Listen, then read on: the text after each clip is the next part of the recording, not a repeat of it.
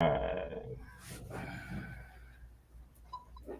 right, family, what's going on? Mic check 1 2. Can you hear me all right, brother? I hear you great on my All end. right, all right, beautiful, beautiful. Well, folks, it is yet another day, another tipping point morning show. You've got Mr. Just As Joe, yours truly, and my brother from another mother, brother John Yah Esoteric Concepts. So we're gonna go ahead and get this thing cracking. You ready, fam? I'm ready, fam. Let's push it. All right. Let's go. Let's go. All right, y'all. It is the Tipping Point Morning Show. You are listening to The Tipping Point Show with your host, Mr. Just Ask Joe, John Yah.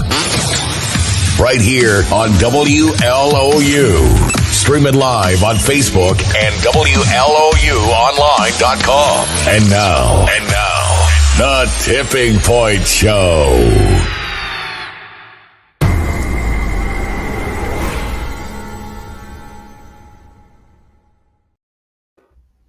What is going on, folks? Right here, it's another episode of the Tipping Point Morning Show. It is Saturday morning, June 25th, 2022. Folks, I don't know what you've been doing, what you're doing right now, but guess what? If you are not tuned in to the Tipping Point Morning Show, then you are not tuned in to nothing. All right, I'm gonna tell you, this is the place to be right here, right now. And when I say tuned in, I'm talking about tuned in. All right, so this is where you want to be. I've got my brother here, brother John Yah, Esoteric Concepts. Family, how you doing this morning? Man, I'm awesome, man. How about yourself this morning? Oh man, I am fantastic. Let's see. I'm going to do something real quick here. We got some questions about how to share. So let's see. I tagged you on Facebook, brother Walt, when it comes to this post and everything. So if you're out there, you're listening, you're watching, all that good stuff, then go ahead and share this feed, because we want to make sure that people know exactly what's going on today. All right. So we want to make sure that people know what's going on today. We're going to have some good conversation about, let's talk money, right? Crypto, stocks, and the dollar bill, y'all. Dollar bill, y'all. Cash is king. All right. So that's what's up. Man, how's your week been? Man, it's been awesome, man. Again, another busy week. Apparently, I love doing something different and new, trying to still put together this new project that I'm working on with the new car sprays, actually redesigning a part of my warehouse to get that production up and going. So it's been really a piece of work, but I'm loving it, and constantly seeing every element of every step going forward is most important. Is, are you elevating? Are you getting better? Do you look back and say, yeah, I'm in a better position than I was last week? So that's the thing. Always looking for something to do better. Awesome, man. Awesome. I tell you what, I'm sitting here for the first time. I got a new phone. This has probably been since, I don't know, 2017, since I've had the last phone that I had, a Samsung Note 8, which was fine with me. The thing did everything, does everything. And everybody, oh, you need to upgrade. You need to upgrade. I'm like, nah, I'm good. My phone does what it needs to do, and it still does great and exceptional work. So it was fine. But the time came, and I was able to finally get me the new Ultra SR22. So I'm sitting here playing with it, trying to make things work.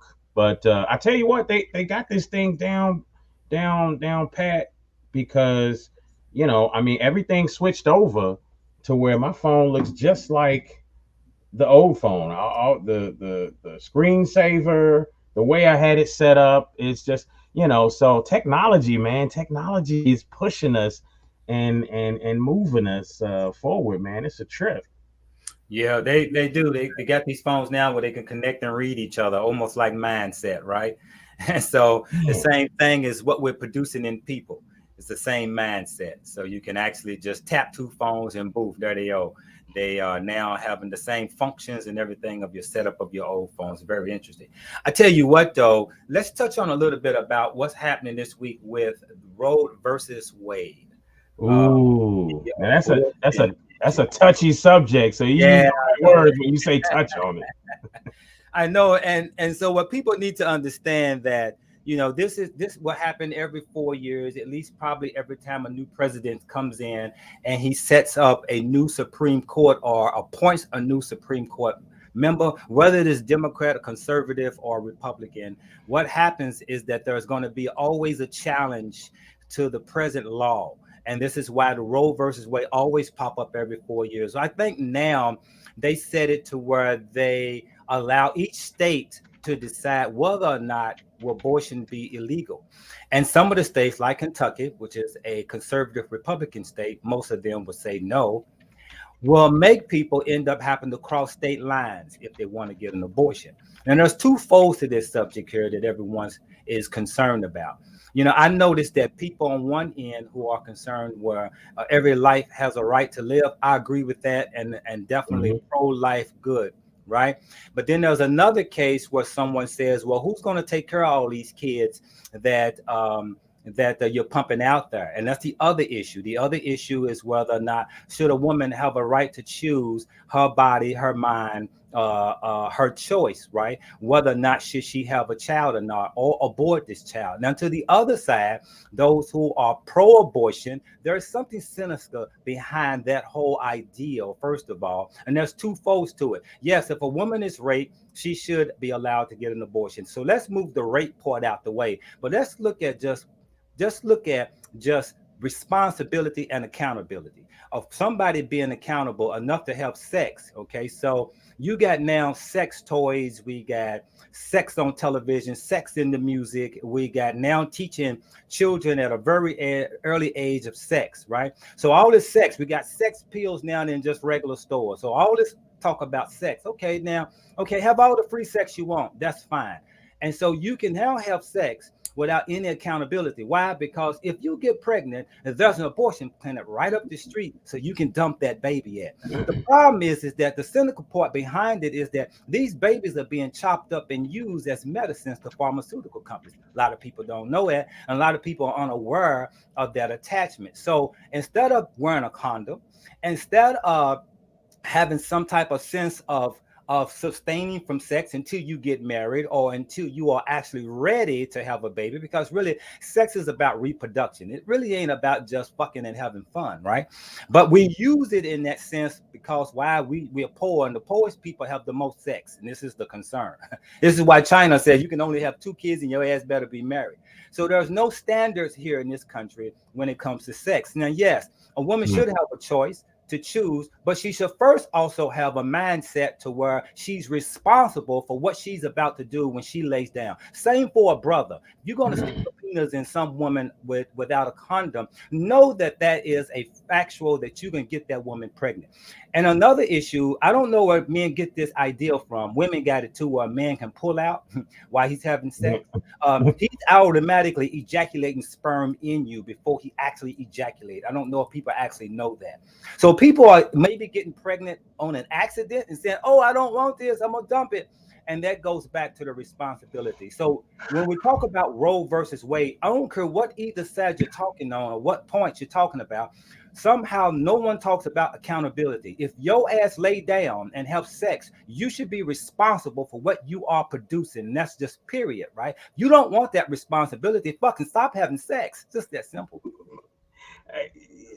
Stop having sex, but it feels so good, and that's the response, man. It's like where we fall to that animalistic mentality to where we can't not do it. I mean, and here's the thing: when you look at other the UK, I think they have a higher or they have a lower sex crime rate than we do, right? So when you think about that, sex is everywhere there. I mean, it's nakedness everywhere, advertising, billboards, all of that stuff. So there's one thought that says if you grow up seeing it, then it's not a big deal. You know what it is. You're taught about it in school. You grow up seeing it. Everything's kosher. Whereas in America we cover up a lot more, and we make sex, nakedness, and all that stuff such a faux pas that kids grow up wanting to see what's underneath there. And so people say that adds to the problem. And I'm kind of curious because we got this show talking about stocks, crypto, and the dollar bill. I'm curious as to how a Roe versus Wade decision or torn down decision affects stocks and money and all of this stuff. So we're gonna see, how if there's any conversation that plays into this as we talk about money. But you bring up some valid points, man, and this is a big deal right now, man. People I'm feeling like people gonna be out there in the streets doing some serious protesting. Exactly. And that's the interesting part again. Okay, abortion, yes, okay, but no one talks about where those babies go and they're being chopped up and being used as pharmaceuticals and certain medicines. Nobody talks about that. Nobody talks about where those babies, just like nobody talks about where the placenta goes after the woman has the child in a hospital, and you have to fight to keep the placenta and keep it plugged to the child to where the umbilical cord is still feeding the child. Why do we have to fight for that, right? Because they're doing something with it. They're making medicine out of it, right? So that's what we don't get. And a lot of people don't understand. If you look at some chemicals that are on the market, let's take serotonin. There's only one place you can get serotonin from. It's not from a plant or a tree. It's not from a rock, right? You can only get it from a human being. So where are you getting serotonin from? Where are you getting melanin from? You look it up and you Google melanin and the price of melanin. Where you get melanin cost? You got to be getting it from a human being. You can't get it from an animal. You can't get it from a plant. You can't get it from a fruit or a tree, right? So where are you getting it from? You have to get it from a human being. In fact, serotonin is developed in the gut, converting melanin into serotonin, which is a hormone, which also converts at night into melatonin. So, there's a lot of people taking melatonin. If you go look at the market, there's melatonin on the shelves, right? Where are you getting the melatonin from? No one wants to talk about that. No one wants to talk about how you can only get it from a human being. You can't get it from anywhere else. Hey, man, all I know is this is a big deal, and it's gonna hurt for a little. We're gonna see a lot of stuff going on about it, but I tell you what, let's get into this conversation so we can try to figure some of this stuff out and see how it plays out into our money. But again, people can still get abortions. It will be legalized state by state. Whoever Facebook user is, I don't even know how you can do that and it's a Facebook user. I don't even get it, but they don't let us keep the placenta because they harvest it. That's right. Exactly. Now, but you get to keep the umbilical cord. No, if you want. They cut that off. You should. Well, I mean, my sister-in-law, she brought something home, and they say you could eat it or something like that. Blend it up, make a smoothie. She brought something home from her and her husband's baby. They just had some months ago. So it's something that you can bring home, and they say it's good to blend up and drink or eat or something. I don't know if it's the placenta or the umbilical cord or something, but they brought something back. Yeah, but if it's not attached to the baby, if it's not still attached, then it ain't doing the baby any good. And so I don't know what you're gonna take it home and make it into a pie of cake. I don't know nothing about that, but I know it's still supposed to be attached till it falls off naturally. That I do know. Yeah. Absolutely, absolutely. Hey, shout out to Naeem Bowick. Shout out to Keisha Williams. Shout out to brother Health Daddy Wow. Help, Shout Daddy. out to whoever Facebook user is. Shout out to Shenrika Crawford. Shout out to Phyllis Satia Churchill Myers. Shout out Queen. Hey, it's gonna be a great show. Shout out to you, Layla. Let's go ahead, man. We can jump right in here. We've got two amazing guests waiting backstage. Folks, we're also going to have a couple different segments coming up, just the same. But got two amazing guests, brother Leonard Walker, who just so you guys know, you're gonna see more of him on the show because it's all about that stock spotlight with Leonard Walker. Today, instead of him doing a 5-10 minute little segment, he is actually going to ride with us in this conversation about stocks, money, and all that good stuff. Then yes, the placenta. That's right, brother Leonard. And then brother Walt knows money. He's gonna ride with us, giving us that crypto outlook just the same. And we're gonna go ahead and bring them on here real quick. But first, let's go to commercial. We'll be right back, folks. It is the Tipping Point Morning Show. Hey folks, check out healthdaddywow.net. 100% plant-based herbs and supplements. Whether you're in person or online, use the word tipping for 10% off. Remember, feel better, look great, healthdaddywow.net. Remember, healthdaddywow.net.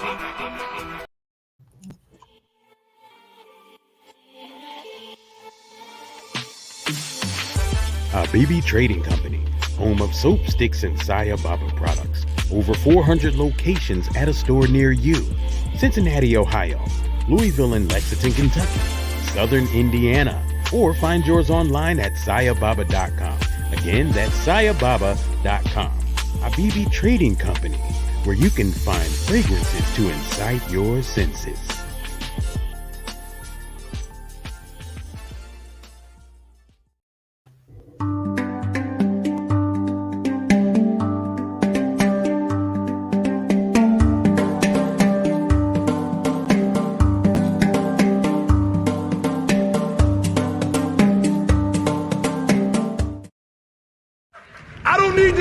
Table. We building one.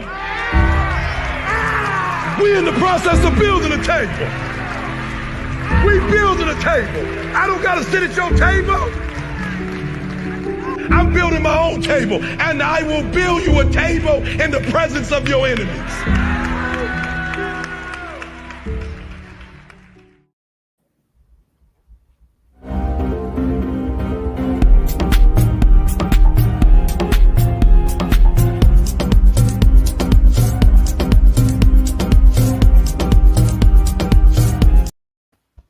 Thank you, Truth Be Told, for allowing God's Lives Matter to be a sponsor. Wearable Products, as the purple t-shirt, is bearing witness every life created by God has infinite value. Visit God'sLivesMatter.com.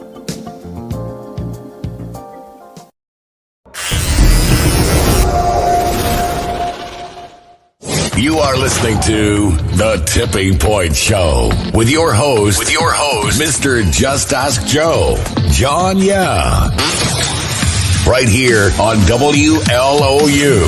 Stream it live on Facebook and WLOUonline.com. And now, The Tipping Point Show.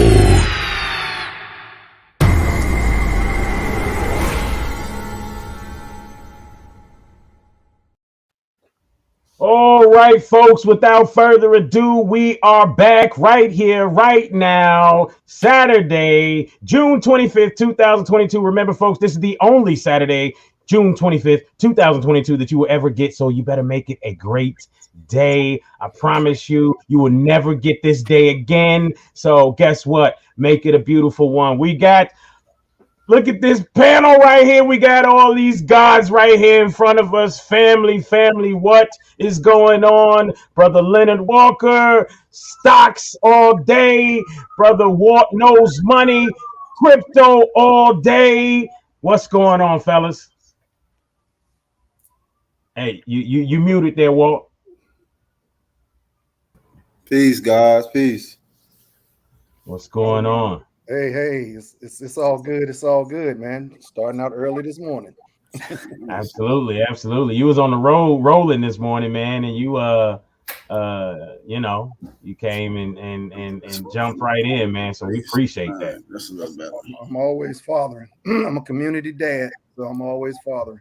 So That's what's Absolutely. up. That's what's up.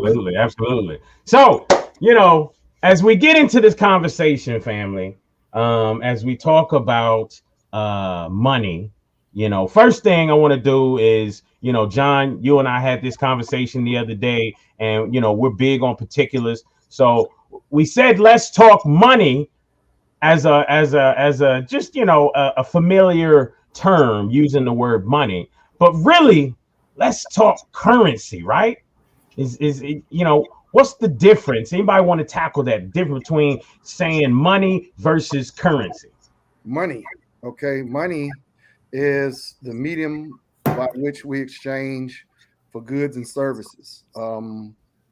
Currency could be the same thing. The difference is money. All right, when they say real money, looking at things that were labor intensive to acquire, like gold, like diamonds, rubies, jewels, all of that's money. All right, because it took labor, it took strategy, it took all type, all of that to acquire that. Currency, when the banks came along, because all of these people were, you carrying this money, gold and diamonds and jewelry, different things that could be robbed. Banks said, hey, you know what? Why don't we do this? Instead of you carrying, 100 pounds of gold, why don't we just give you some pieces of paper, okay, that's much lighter, and you could actually use it to do the same thing you would use gold and diamonds for. And they said, but wait a minute, will people accept it? And they was like, hey, I'll guarantee it, it's good as gold, right? So currency, all right, currency is the paper or the medium by which money has been replaced and what we use for goods and services. Okay, so your dollar bills, your paper dollars, that's currency. Okay, is it actually worth as much as gold? No, but it's backed by the banks, by government. People have promised to say, if this is $100, it'll be valued at what $100 can get, even though it doesn't cost $100.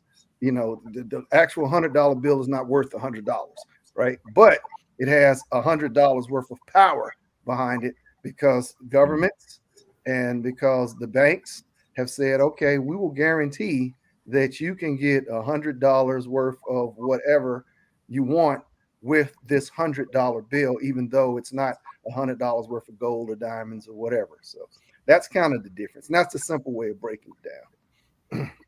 Got you. And I love that explanation there.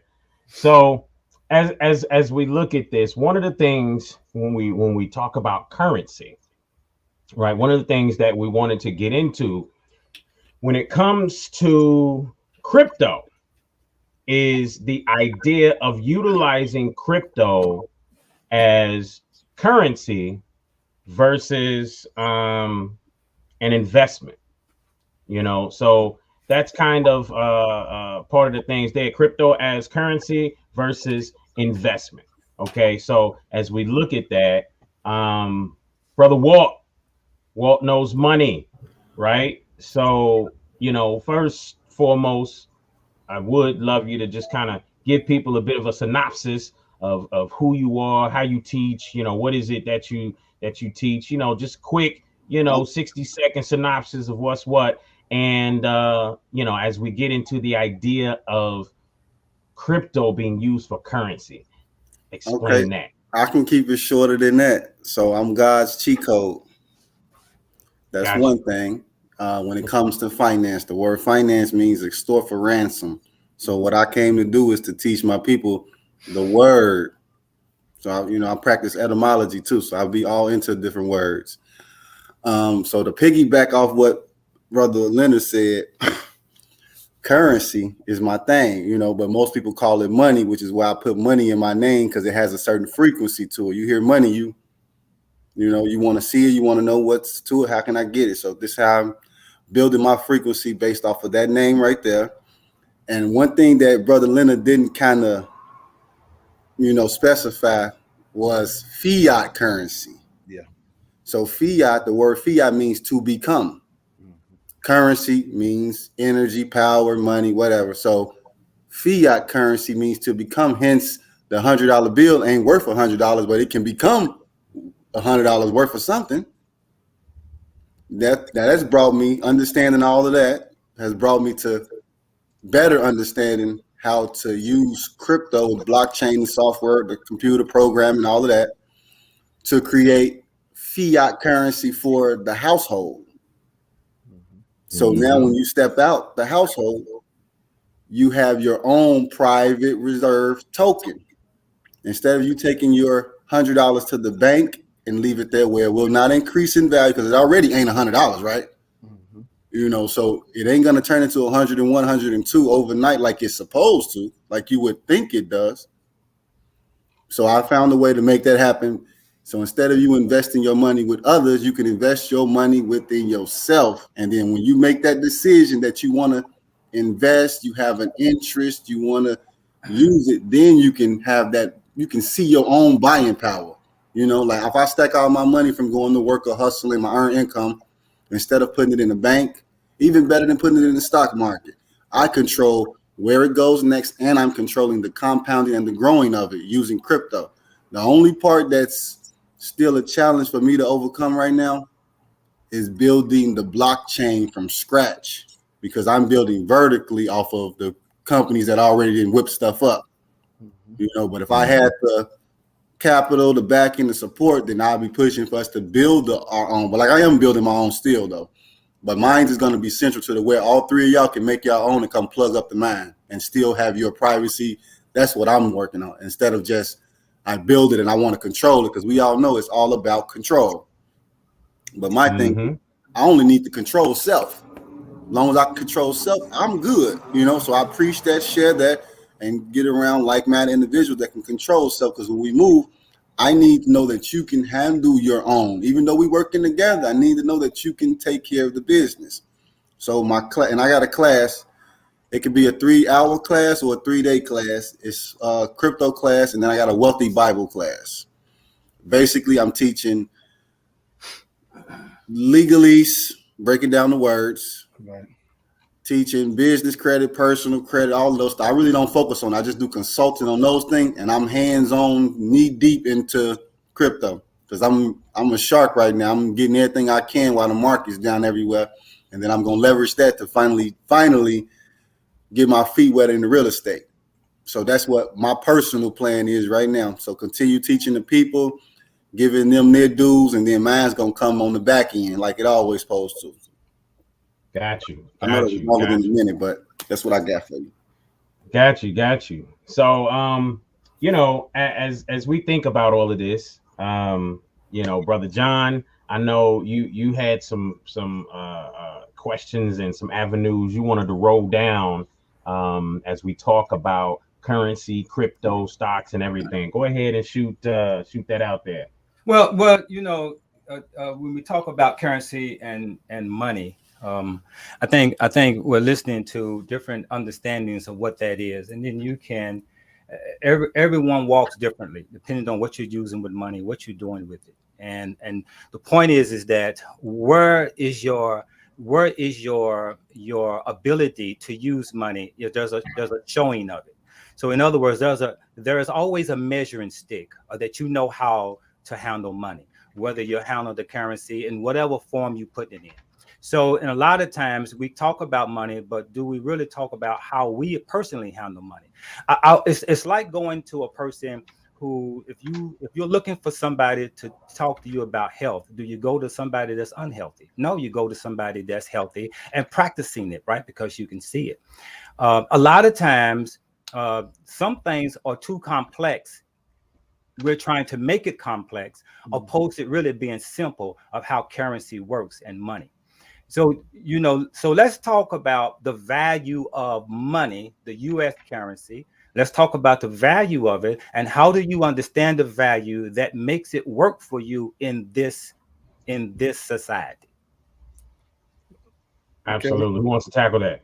I can start out, and the brother Walt can jump in. Before we jump on that, I really would like to point out something that brother Walt said that this key to what we're doing here is, if you notice what he's talking about, he laid out a plan and a strategy as to gain his own financial wealth and is his financial security.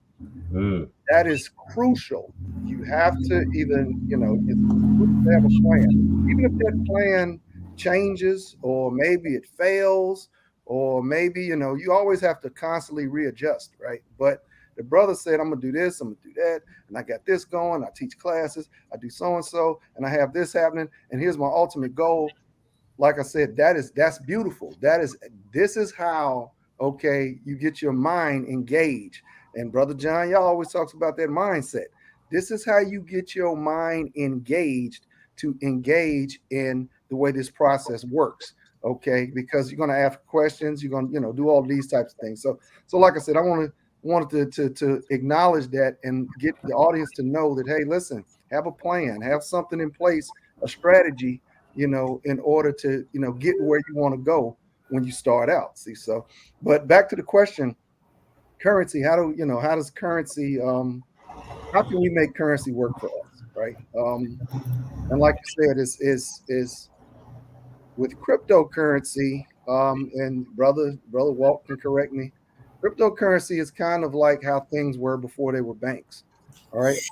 Before you had a bank, you had your own personal wealth and finance. And the dealings that you made with another person, okay, was between you two. All right. If somebody had a pig and, you had, some gold or swords or whatever, or axes or whatever, the business dealings was between you two, right? Cryptocurrency gives that type of power back to the people, because right now our currency is not, we don't have power over our currency. The banks have power.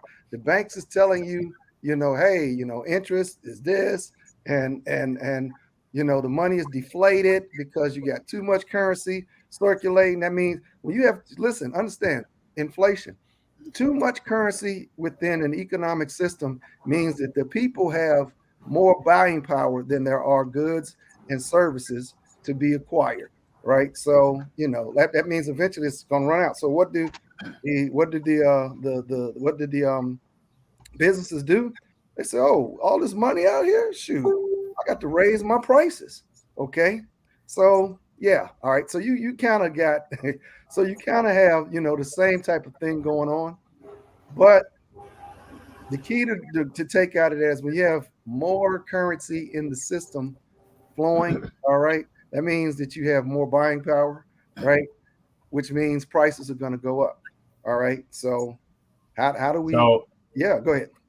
So real quick, we got buying power, we got prices going up. We got a lot of things here that we're talking about.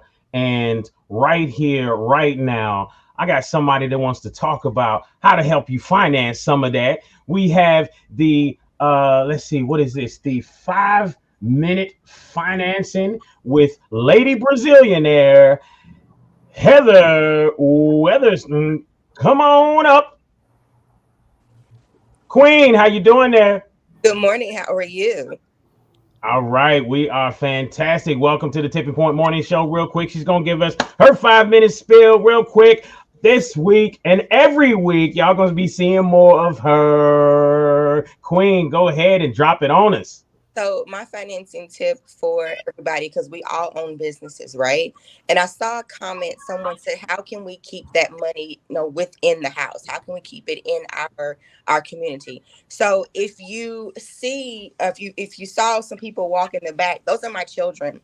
And I always encourage people, put your children on your payroll. This is how the rich get rich and the poor stay poor. I did some research, and if you pay your children up to $12,500 a year, that is a tax break. So both of my children, and again, we're on our little vacation. So I'm actually paying my children to be with me. And therefore, what does that do in return for us? It keeps the money in house. And I forgot who someone said. So my son on my payroll, he is my environmental specialist. In layman terms, he's a trash man. And my daughter, and my daughter, she is my content creator, which she helps mommy take pictures because she likes to take pictures. So I get a phone in her hand. So if you have a business, put your kids on your payroll. And they don't want to come on camera right now. But so, and if you don't have children, then you use your family, use your nieces, your nephews, your uncles, your aunt, your mom, your dad. Keep the family, keep the money in house. That is what the other ethnical races do. That's what they do. That's how they keep the money in house. If you see some other people, they'll work and work and work, and then they'll send the money home and to help get their people here. So use your family, even though you may not deal with some people. That's okay. Deal with the other ones. Keep the money in house. Absolutely, absolutely. Well, that has been a fantastic, beautiful tip right here, sis, queen. We appreciate you, and we just can't wait to see more of you every week. Thank you so much. Very welcome. All right, now. So, now that was actually pretty dope, because in a sense we all have, a lot of us have heard that, but just really to think about how that works. You know what I mean? Think about you're gonna a lot of times you're gonna give your kids money anyway. Why not just make it something that is on payroll that you can actually write off on your taxes every year? You know what I mean? So come on, man, we gotta get them tax breaks. So again, it's one thing I used to tell people, ever since I was 18 years old, first thing I learned when it came to tax write-offs in business was I had joined a MLM network marketing business at 18. And so that was where I first learned how to do tax write-offs. And I learned that it's not any type of people that get to do that. It's anyone that learns and understands the laws, right? So Congress makes the tax laws, right? Majority of people in Congress write books, own businesses, yada, yada.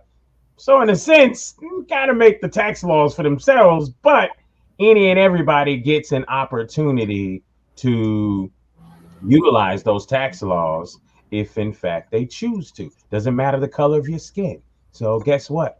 Use that to your benefit, as sis and queen just came on that. So is she saying that 12,500, then they don't pay taxes on that? You get to write that off up to that. When it comes to family members, you get to write off 12,500 yearly. When it comes to your kids and such like that. So that's what she was saying. But back to what let me add one more piece to that. But I do want to move to this thing called money and currency and the understanding, so that we can get into the root of the subject. Because basically, I think one of the things we're missing as a people is understanding currency and how money works. I think that's the most important thing. Now, let me just add this piece to this, is that again, and I think we said this before, taxes are voluntary. If you volunteer to choose to pay taxes, that's your choice. If you do not volunteer, there is no write-offs. Write off what? I kept all my shit. So understand that, first of all, is to understand that it's a voluntary act. And if you volunteer to play that role, boom, I get that. Boom, play it to the max, learn all you can, and give him his money and learn how to get it back as much as you can. And there's another game. Don't pay him at all. Don't report it. There ain't nothing making you do anything. So, but when it comes to that, John, now if you start playing that game with them, meaning reporting and stuff like that, I don't think you can really go back and stop You can right? stop every year you file, because all you got to do is not file. Every time you file, you sign that paper. If you swear to tell the truth and nothing but the truth of that year. If you have not, and you got some other income going in, now you are in the tax evasion, but you can't evade until you give up your rights. When you give up your rights is when you sign that paper. You avoid that paper, you ain't into nothing, because that one time you signed it 5 years ago don't mean it covers you 5 years later. You have to do that every year to say, hey, government, this is how much I made. But honestly, just like we have had tax people on our show, tax professionals tell you there is nothing making you do any of that. There's nobody knocking on your door. All that shit is just an illusion. Somebody's gonna come and say, hey, nigga, I saw your money. I think we still haven't gotten the answer to that question. Nobody's been able to come up yet and tell us where that law is that says that you have to pay taxes. We asked that some months ago. We asked lawyers, doctors. I mean, I've asked everybody that's been in the financial part. But let's talk about this money and understanding the dollar bill and how it works. Does it have value? If it doesn't have value, what does that mean? How can the regular person understand the value of the dollar and trying to access the money and try to have a surplus at the end? This is really a simple information that we can give, opposed to making it seem so complex. The number one thing I would want to point out is that when it comes to money and currency is one thing, how you trade. Okay, it means that you give me this, I give you this for the same value that you want for it. Whatever you're selling, your value is only what you can get, opposed to what you're asking for. And I always say, if you're selling a product, never be afraid to ask for what you want. But with that said, there's another part of this currency that's called investing, taking your money, putting it somewhere and letting it turn over for you and over for you, meaning now you have created other incomes that are working for you when you're not working. These are simple terms we need to understand how money works. And listen, let no one, we'll get into this part later, let no one make you in the fear of the dollar bill in this country. So what, and I want to get into that later, but what I want to now talk about right now is the value of the dollar bill. What value does it have right now that the simple person can really understand that point of view and work it? I'm going to take that one.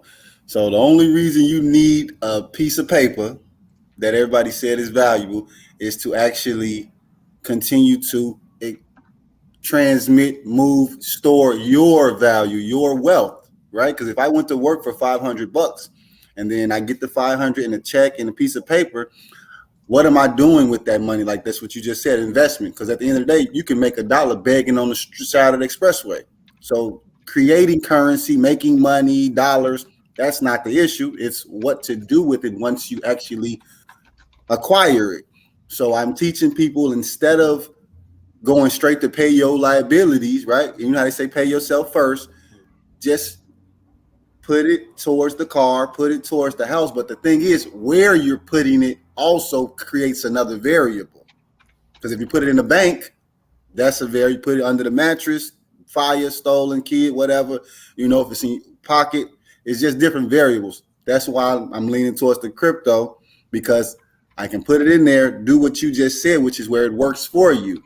So you got access to liquidity pools, staking, different avenues to actually put your money to work, as opposed to what we have here in the physical, when people are lazy, people aren't knowledgeable, the people that are in control are putting restraints on the entry levels to different industries. Whatever way you perspective degree you want to look at it, you're always going to be met with force. And you know what I'm saying? You forcing it, you're going to be met with force. So go ahead. Well, let me ask you the difference between you investing in crypto and growth stocks. Why crypto over growth? Well, I'm glad you asked it, because I've been dwelling on this for a minute. So with the stock in general, the stock gives you a share of the company, right? Company do good, you do good. Company get bad news, your stock take a hit. You cannot take that share of Amazon stock, whatever, and buy groceries with the stock. You can't pay rent for shelter with the stock, and you can't travel with the stock.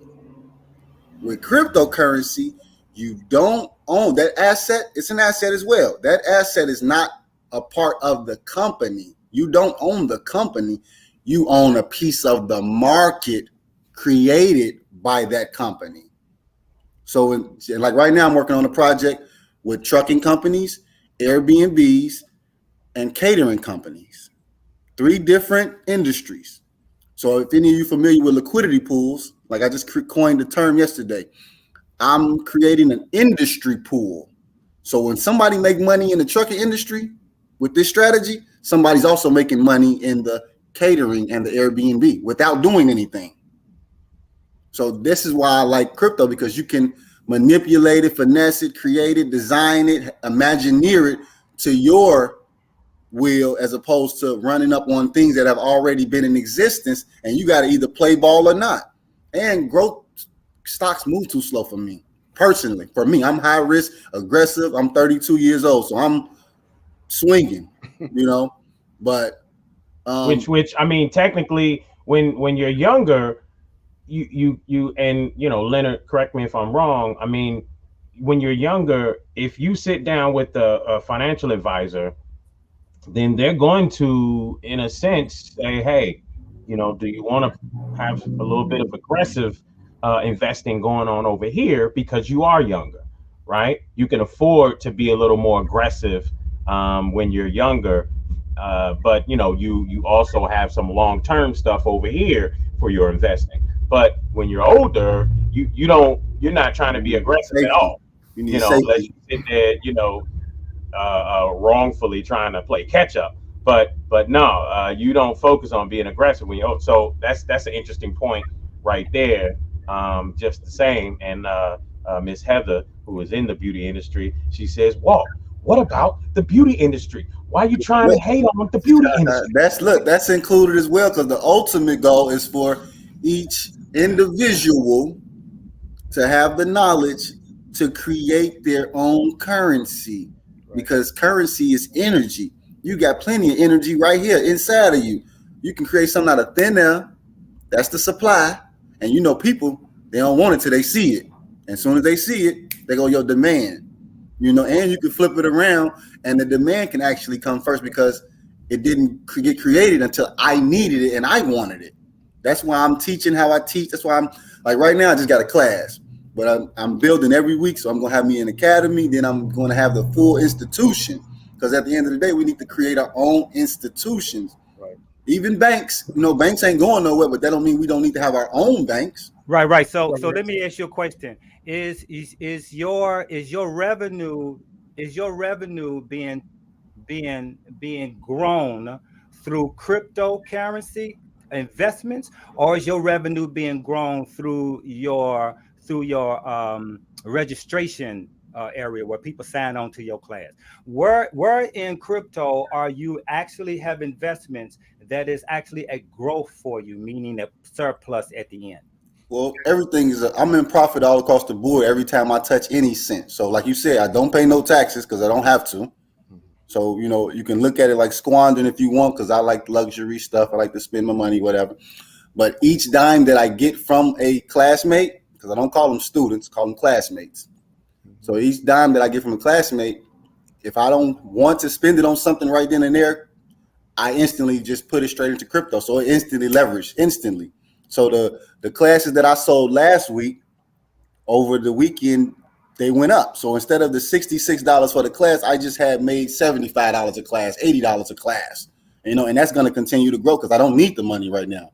Right. So there's a coin that you particularly invest in. And when you so there's a particular coin you actually trust and see that is worthy of your work. I usually stick to the projects that I know the owners, but I gotta have my blue chips, the ones that's already paving the way. I got introduced to one just recently. I'm up 20% on that one in 2 days. What's the name of that chip? AVAX. AVAX. I didn't even know about it, because I don't really like Ethereum that much. Only reason because the fees kept getting the fees, right? They still learning how to chop the fees down, because you're gonna always have to pay a tax one way or another. But so now that I'm learning my way around it, I got my network up, so I'm learning better. I can go cross anywhere and behind the scenes on crypto now. What's the dark side to crypto that people need to know and probably don't know? There's always a dark side. The dark side is going to be what it always is: ignorance. That's the dark side, because you can never know everything. So the main thing you need to know is, What are you involving your money and yourself in? What do you need to know about that? I always tell people when you look up a project, any investment, but I'm going to say project, who's running the project? What's the intention, the purpose of the project? Because with crypto, like I said, you don't get to own the company. So if the company's making money, the company can keep that profit. Your focus is the asset, the token price. So you own a piece of the market, but the market was only created by the project, the company. So if I say right now, like my brother right here, he in my class right here, right? He one of the people that's got in my class, Naeem, and took off. So he said rug pull. So let's just say I have a company, I'm selling rugs. The only way you can buy the rugs is with this rug token, right? But you don't own the rug company, right? But the token itself is still an asset and still has value. So I lost my train of thought a little bit, but well, let me jump in there real quick because when talking about the dark side, then the rug pull is a dark side, right? Because and again, I mean, you can have rug pulls anywhere with any business genre or what have you. I mean, people still getting letters from Africans saying, hey, you need to send me $5 million or something like that, right? And then there's people who get caught up in that stuff, right? So rug pulls is I guess maybe, I don't know if it's more prevalent or it's just something that's there in general. I don't think it's more prevalent than anything else, but rug pulls is something there. Rug pull meaning a fake company, this, that, and the other. Now, what I love about what Walt said is you doing your due diligence. All right. So instead of just jumping into the hype, when I first got into this, I thought it was about hype, right? Or I didn't, say hype, but I just, whatever was out there, Dogecoin was what was being talked about. Hey, let's go get some Dogecoin, right? Let's go get some Doge.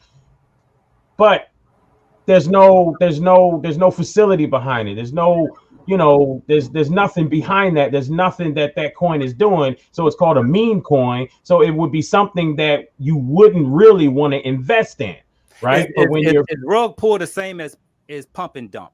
Pump and dump. Yeah. It's the same thing as Bernie Madoff. How about that same thing as Bernie Madoff? Pump and dump, the Madoff stuff, Ponzi schemes, all of that. It's the same thing. So again, you lock in stocks and every other industries, rug pulls are there. But how do you get caught up with a rug pull is by not doing your due diligence in researching this company. Right. If I can jump in right quick to kind of simplify what Walt is saying, and because I own crypto too, and I own stocks, right?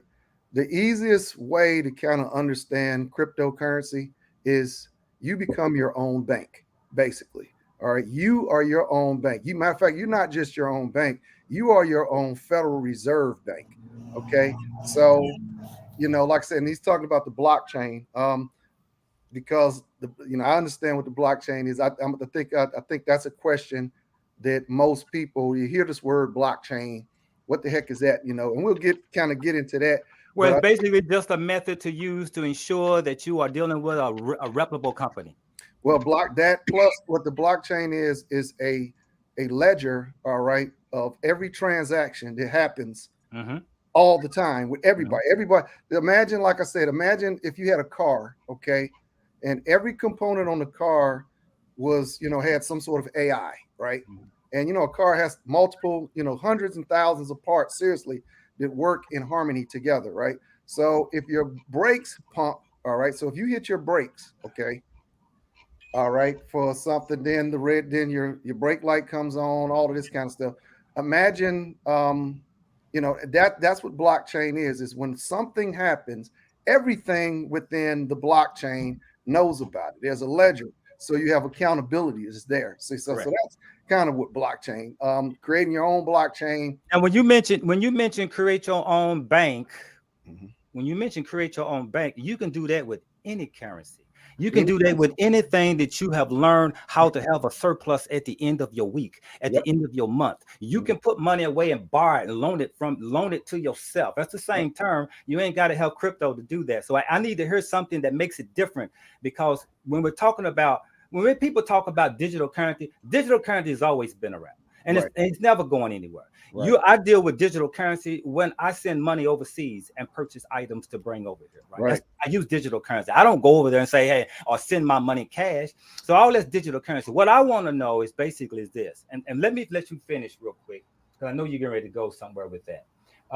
So what I want to really get into the difference of the two and what you can do, because people are listening, and then you got this stock, and then you got the crypto coin, the difference of the two, and which one's a great investment for you in a long-term fashion. And I do want to address the issue of using crypto as a spending currency also. Right. But I want to let you finish that concept, that talk that you're giving us.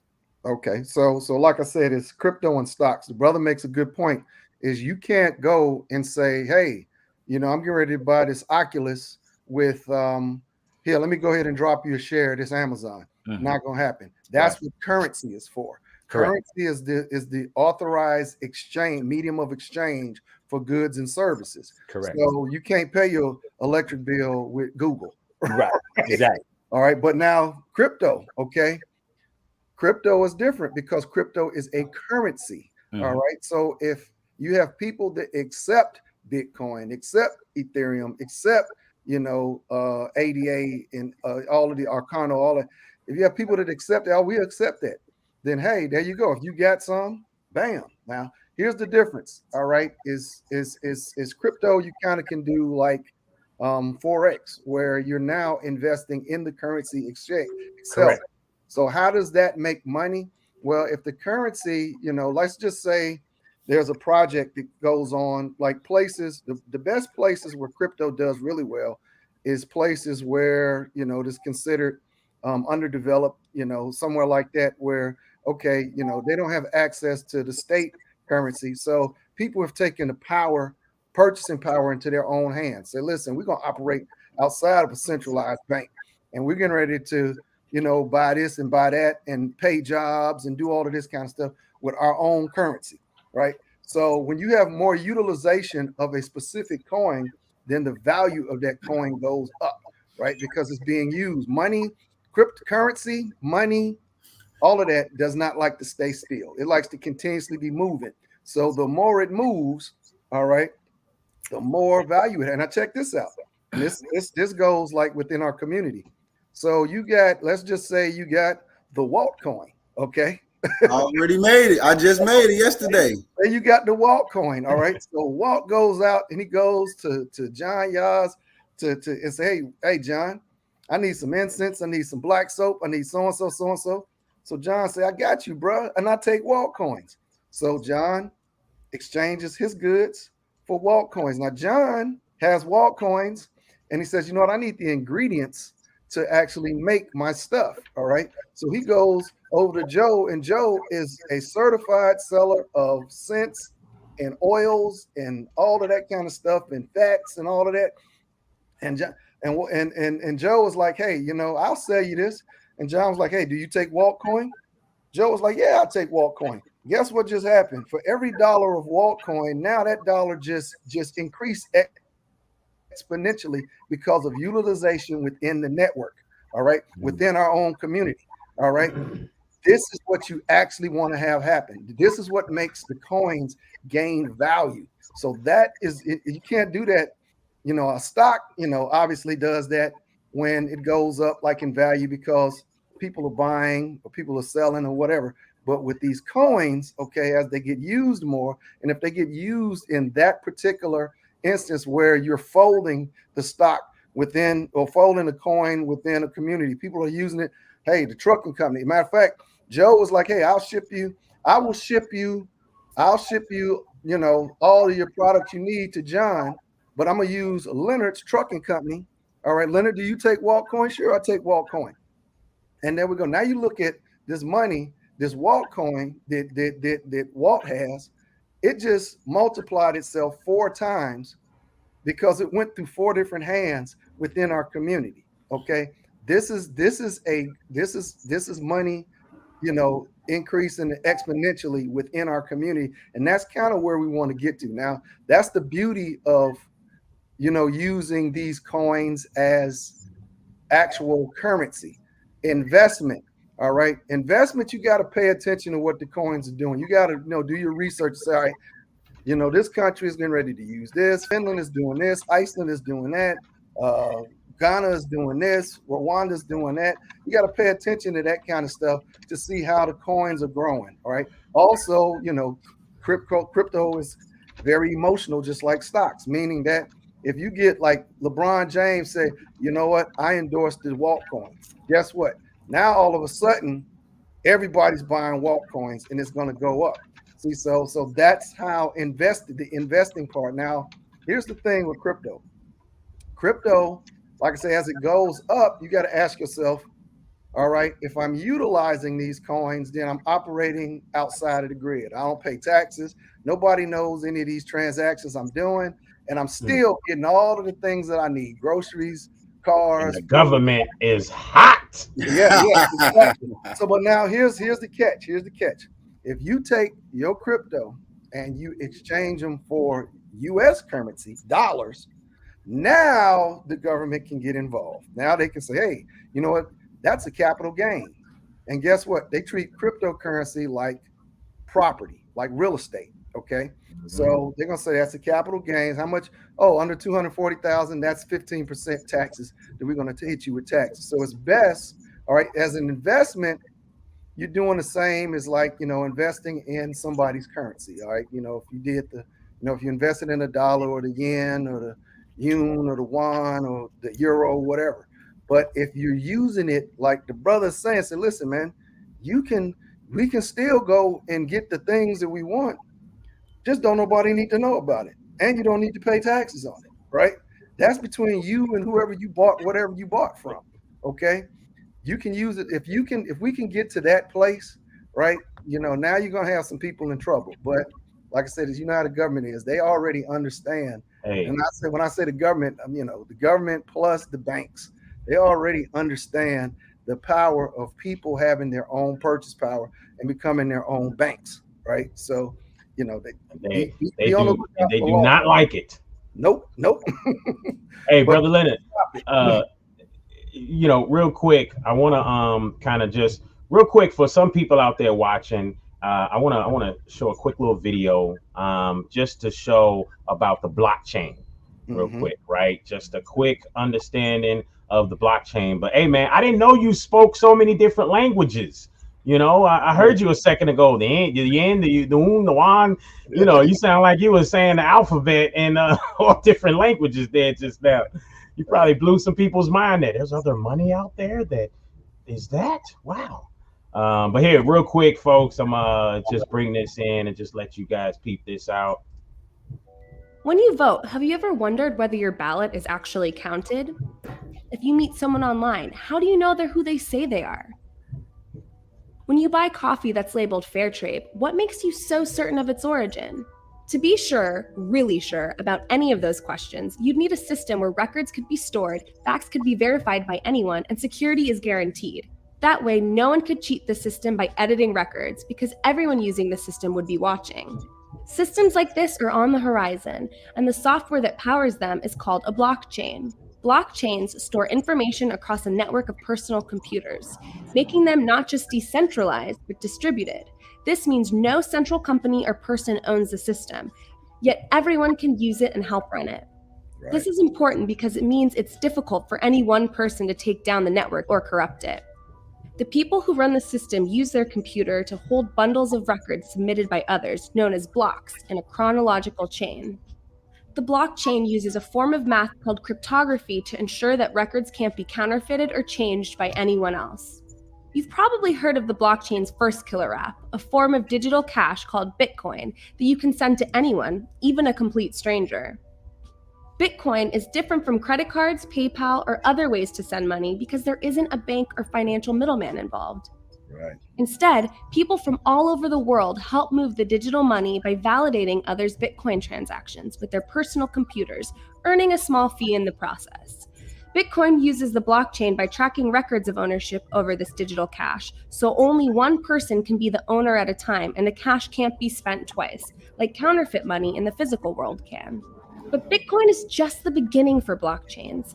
In the future, blockchains that manage and verify online data could enable us to launch companies that are entirely run by algorithms, making self-driving cars safer, help us protect our online identities, and even track the billions of devices on the Internet of Things. These innovations will change our lives forever, and it's all just beginning. To learn more about the urgent future of the blockchain, please visit iftf.org/blockchainfutureslab. Interesting. When we look at that, so just I wanted to do that just to be basic and give people kind of something to look at, as far as that understanding of blockchain. But as you see, everything that we've spoken about, banks and the anonymity of it all, is everything that we've spoken about was all right there explained in that video. What's on your mind, John? I see. When we talk about a medium is like a bank that holds your money between you and someone else. Now, let me ask this question, and let me hear your answers to this. What do the world looks like without paper currency or trade currency? What does that world look like? It looks like I'll start. It looks like around the age, I'm gonna say about the early medieval times, or in countries like maybe is countries with countries without a bank, or that it looks like the past, right, where people had either had shells, or they had this, or they had that, or gold or silver, or but also, like I said, the Vikings, they used to plunder. Okay, they would go to churches because they knew that churches had the gold and all the silver and that sort of thing. So people, that world would look like each and every individual would personally be responsible for their own financial success and financial gains. All right. How do you determine, value that? Well, that's agreed between each person.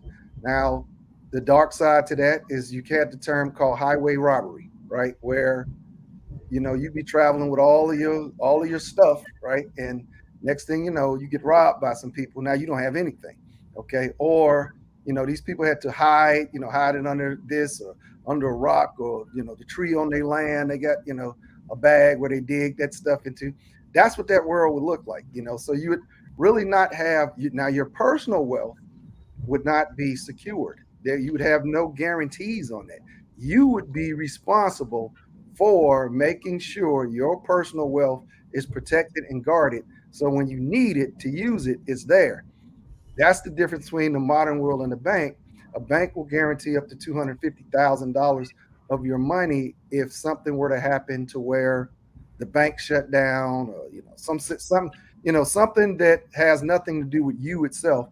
And now with credit cards, if you have fraudulent, pay, that's also guaranteed. Without that, you don't have that. And that kind of goes back into what John was saying about the dark side of crypto, is if you were to get scammed or something were to happen, it's like, it's kind of like black ops, special ops. You was never there. It never happened. So you have no recourse as to getting what unless you're going to go by that person's house and say, yo, I'm getting what I'm going to get one way or another. See, so that kind of is that. Walt, you want to jump in? Go ahead, brother. I see it. Look, I see the old times, but I just see the new times, because we ain't going back to everything that we didn't build so far ain't going nowhere. So we're going to have to adjust and acclimate to the old ways in the new time. You on your own. You got to fend for yourself. It's time to stand up. It's time. Or you will just be one of the people that's vibrating low, and you just subject to whatever the high vibrational people decide to let go, drop down, the low hanging fruit, but we are talking about the fruit at the top of the tree, and the first one to get it is going to get that, it's still new to me, I go with the flow type of person, so I'm not really. Say it again. That's the piece right there. What you just said. The fruit at the top of the tree? No, it's new to you. It's still new. That's the It's piece. new to it's in its infancy period. Right. Right. And so let me explain something. Let me give a little philosophical view here just for a second on money and how this works. Now, the reason why I asked about looking at the dark side is because you see, I'm an old investor. So, and I say this because this is why it's very important to help elders, specifically elders who understand finance. Like I have a financial advisor that used to advise me a lot from Raymond James, Edwin Fox. We had him on this show back in my day right when I started my company. So, I'm an old school. I invest in products, services, and companies. Okay, that's the old school investment. Product, I know where it's at. I know what it looks like. I use it. As a matter of fact, when I invest, I own stock in stuff that I use. That you see me wearing, boom, I'm gonna buy some stocks in it. In fact, I'm only gonna buy stocks in it if it's yielding me a dividend, right? Companies. A company is a person or people. I invested in people and persons when it comes to companies. I can see it, I can feel it, I can touch it. The same as products and services. Investing in a company that offers services. I can see it, I can touch it. You can't touch it, see it, or anything with anything crypto. It is really invisible to you. Now, here's the thing when I talk about elders. This is very important because back in the day, see, y'all young. See, I'm in my 60s. So y'all don't remember, and probably know, I know for a fact, Leonard does, that every 20 years, there's always a new situation, like almost like a new scam, so to speak, a pyramid scam, sort of, kind of, in different formats. First you had pyramid scams. They were called pyramid scam. They were called pyramids, not scams, right? Where people will come in and you say, hey, you tell somebody, they bring in this much, they bring in that much, and then everybody goes up this pyramid, and the people at the top, poof, burst, and they spend their money, and it drops all the way back down to the bottom. Then it's got to build up again. Who's suffering is the people at the bottom who thought they just came in to think they was going to get up there, and they didn't get up there. Poof, all of a sudden the money's disappeared. There's no one to talk to. There's no one to consult. There's no business. There's no product. There's no service, right?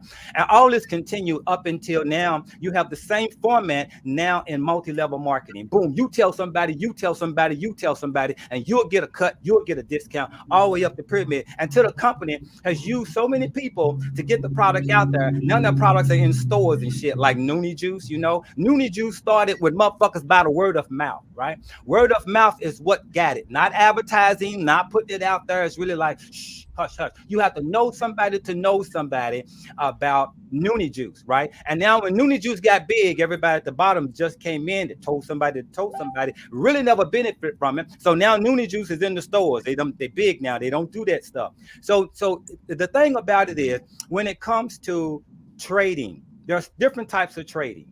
You got day trading, and then you have Forex trading, and then you have growth stocks, and then you have inside of growth stocks, you have dividends. Kind of interesting, right? So now when you have trading, I give you an example, day trading. Day trading is an interesting concept because day trading is investing off the equity of the stock. You ain't really investing in the stock of the company. You investing in the equity of that stock. So what is the equity? How does it grow? It is the same thing as speculators. Who's day traders? They are speculators. When they start talking about a stock or talking about something, it makes that stock go up, regardless of whether it makes that stock go up in the day trading, regardless of how that stock is doing, right? So they're investing. This is why gas prices stream up and down so fast and volatile, because of the speculators. What is a speculator? Oh, I remember when, for instance, Elon Musk did an interview on Spotify about getting high. Boom. Right? Stocks went down, right? His cars didn't get cheaper. His cars didn't get more expensive. Well, why did stock goes down? Because speculators begin to speculate, hey, man, if your ass is getting high, I ain't investing in you. Perfectly fine, right? Perfectly reason to pull out investment. Well, the same thing with crypto. It's based on word of mouth. You talk about it more. This is why people can create a coin and create a class, create a room, and start a coin that costs you less than a penny, a one fraction of a penny. You start a coin. You spend a couple of $100 and get you several thousands of those things, and then you go out and create this vibe and this vibration about it. Get people to go into that particular coin. That coin just go up $2. Boom! You done made thousands and thousands of dollars. Now you can dump and bounce. right? So this is why I say that it is too new. And the other piece is that y'all don't know, that y'all probably think y'all do know, that the government don't know y'all movement. Hey, the one that created this matrix system is the same one that created cryptocurrency. They the same people. There is no government. There is no currency that is existing they are not already involved in. Let me tell you why it's important. The dollar bill is the number one currency in the world. You don't believe that? Go to Forex, people, and see if every time you trade, you got to trade it back into the U.S. currency, right? So it's a trade, right? And so here's the thing: I can take $1,000, and to tell me it ain't no value, I laugh at anybody say this money ain't got no value. I can take $1,000 and I send it over to Taiwan. I deal with another company in China. I'm just now dealing with Taiwan with these companies over there because they're now competing against China. I can take $1,000 and I can buy products at a certain price and bring it over here and make 10,000. I have now just used my currency, which is called an energy. Take that currency, go take it overseas, get it over here, and now this is how my company runs right now, based on me understanding how I can take the dollar bill and leverage it off by sending it overseas and bringing it back. No speculation, no volatile up and down. And the point that's very important to understand is that when we're talking about currency, this government, anybody, any country that speaks against this currency, and here's the issue, because they say this currency doesn't have a backing. It does have a backing. Crude oil is this backing. It's some type of rich mineral, just like gold or diamond or rubies, as you spoke about, Leonard. There is a backing, and so here's why. When a company trades for oil, they can only trade that oil with U.S. currency. This is why Russia and other countries have billions of dollars in $100 bills in their currency, because they can only trade with currency. When Gaddafi said, "Hey, I ain't trade my oil no more until you give me gold," they killed him. As soon as Saddam Hussein said, "Hey, I want euro for my oil," they killed him. Same thing with Chavez. You see, so don't assume crypto is some type of end all. And no, it's actually a fucking trap, but y'all don't know it because y'all too young to understand it. Right now, y'all see something new. Hey, it's getting into it, something you ain't never seen before. But as an elder person, you need to kind of listen to what we're talking about, because they're extremely important. Because I've seen a lot of people still lose their shirt fucking with crypto, because it's not a product, it's not a company, and it's not a service. I don't care whether you got blockchain to check it out or not. It is not something that now they're talking about taking a cryptocurrency and making a utility out of it. What is that saying? It's saying we want to have a backing behind the coin. That's what they're saying. A product or a service or a company. Very important to understand that currency. Now, using crypto as a trade currency, absolutely no good. Why? Because it's too volatile. Why in the fuck would you mentioned about having a money coin from the brother? Now, what is that coin valued as? Fuck, if I keep that coin a couple of minutes or next day, that coin stock goes down. The value that going down. Now, when I trade that motherfucker to you for something, I don't get the same value out of it. Okay, so this is what you got to understand. I don't believe that the government is going to let you in anything he doesn't already know about, that he's not already controlling. Yes, it sounds good. Yes, they're going to sprinkle a little money to you to make you get out there and talk more about it, to get more people in it, right? Because I do understand this, is that if they control your currency, meaning that if they remove all currency of trade, mean hand to hand, that's a dark ass world. What that means is all of your currencies on digital profile. They can push a button and cut your ass off. They're already doing it in China to their own citizens.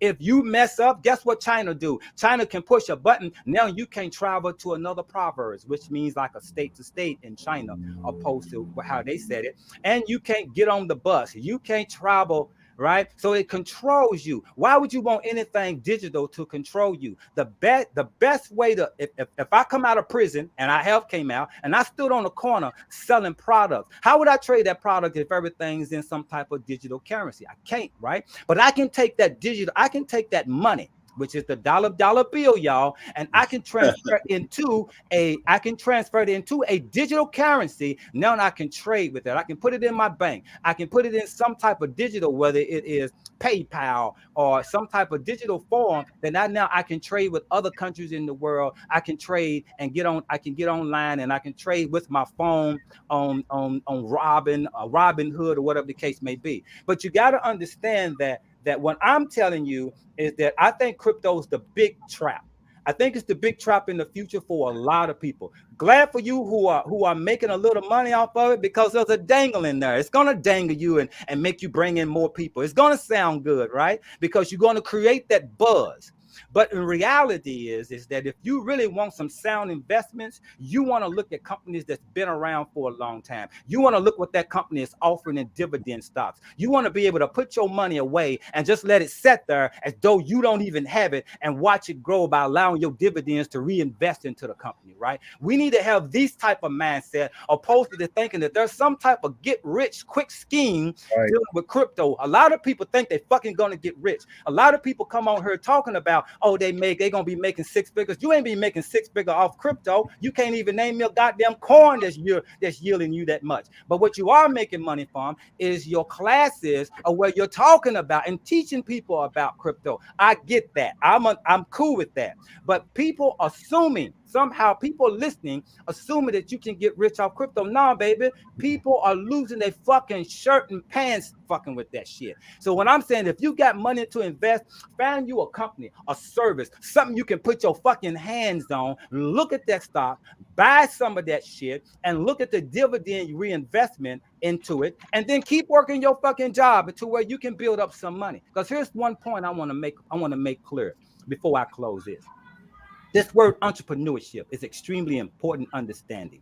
Some people think entrepreneurship means you need to own a business, right? Some people think entrepreneurship means, I heard people say entrepreneurship is when you don't work for your money, that your money works for you. I get that concept too. But there's 5 major points to entrepreneurship that you really need to comprehend and understand, right? So the first point is actually understanding finances. The first thing you got to do is to understand how money works before you can be an entrepreneur. And you can have a job. Now, I'm going to tell you something. You can have an 8-hour job for someone, and I'm going to teach you how to be an entrepreneur and have an entrepreneur mindset, because an entrepreneur only means a person who is a visionary. So if you have a job and you have a surplus of at the end, you apparently have a mindset of an entrepreneur. Why? Because apparently you understand finance. You have to understand sales. You have to understand marketing. You have to understand management, and you have to understand technicians. Well, what is the technician? The technician is your fucking skill that brings you that money. That's what that is. What is sales? Sales is when you dress yourself up or whatever the case may be, and you're going to sell yourself to get that job. What is marketing? The same thing as you putting your clothes on and you getting ready to go.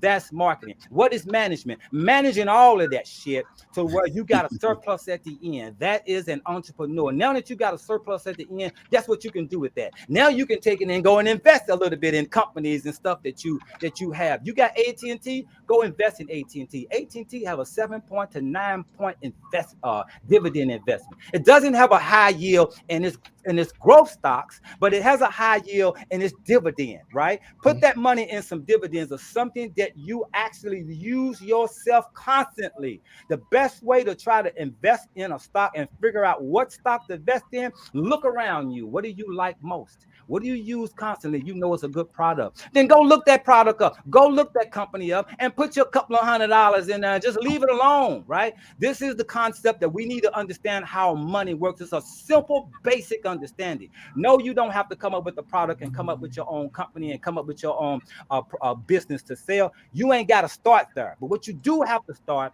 is learning how to have a surplus at the end, meaning that you learn how to live beneath your means and you know how to save money. The number one thing you need to learn how to do is save money, because if your ass is living check to check, you always fucking broke.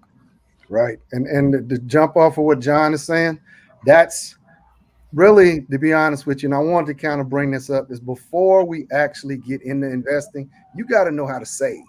You got to know how to save, and you got to know how to manage debt. So saving, and a lot of people, you're going to hear people talk real about, quick, Leonard, before you go into that, I'm trying to carry this that John dropped. You know what I mean? It's heavy. It's heavy, and I'm trying to carry it. So Before you jump into that, let me go to commercial real quick. All right, and we're gonna come right back. And I know Walt has some thoughts. I can see it percolating in his pineal gland right there. And he's got some thoughts there. And Leonard, I definitely want you just the same to finish up what you were getting ready to jump into. So when we come back, we'll jump with Leonard, and then we'll jump with Walt, and we'll get into that. But again, folks, right here, right now, it is the Tipping Point Morning Show, and as you see it, there's no whole bars here. All right, it's just straight. It's just straight. It's no chaser. Okay, so it is what it is. But right now, we'll be right back here on the Tipping Point Morning Show, folks. Don't go nowhere.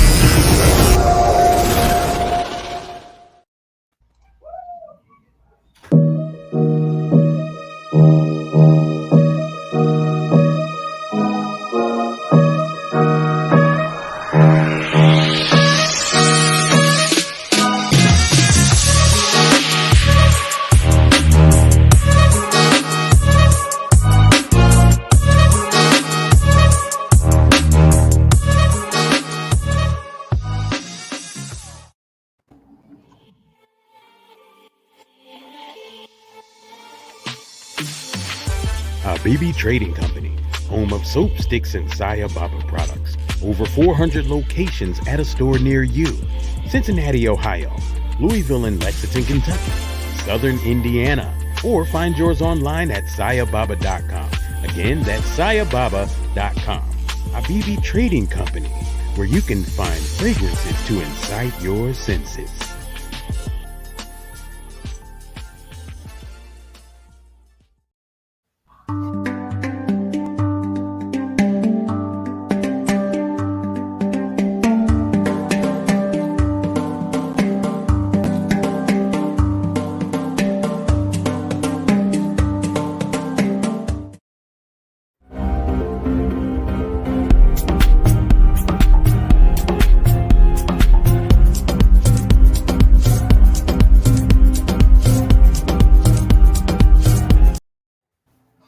Thank you, Truth Be Told, for allowing God's Lives Matter to be a sponsor. Wearable Products, as the purple t-shirt, is bearing witness every life created by God has infinite value.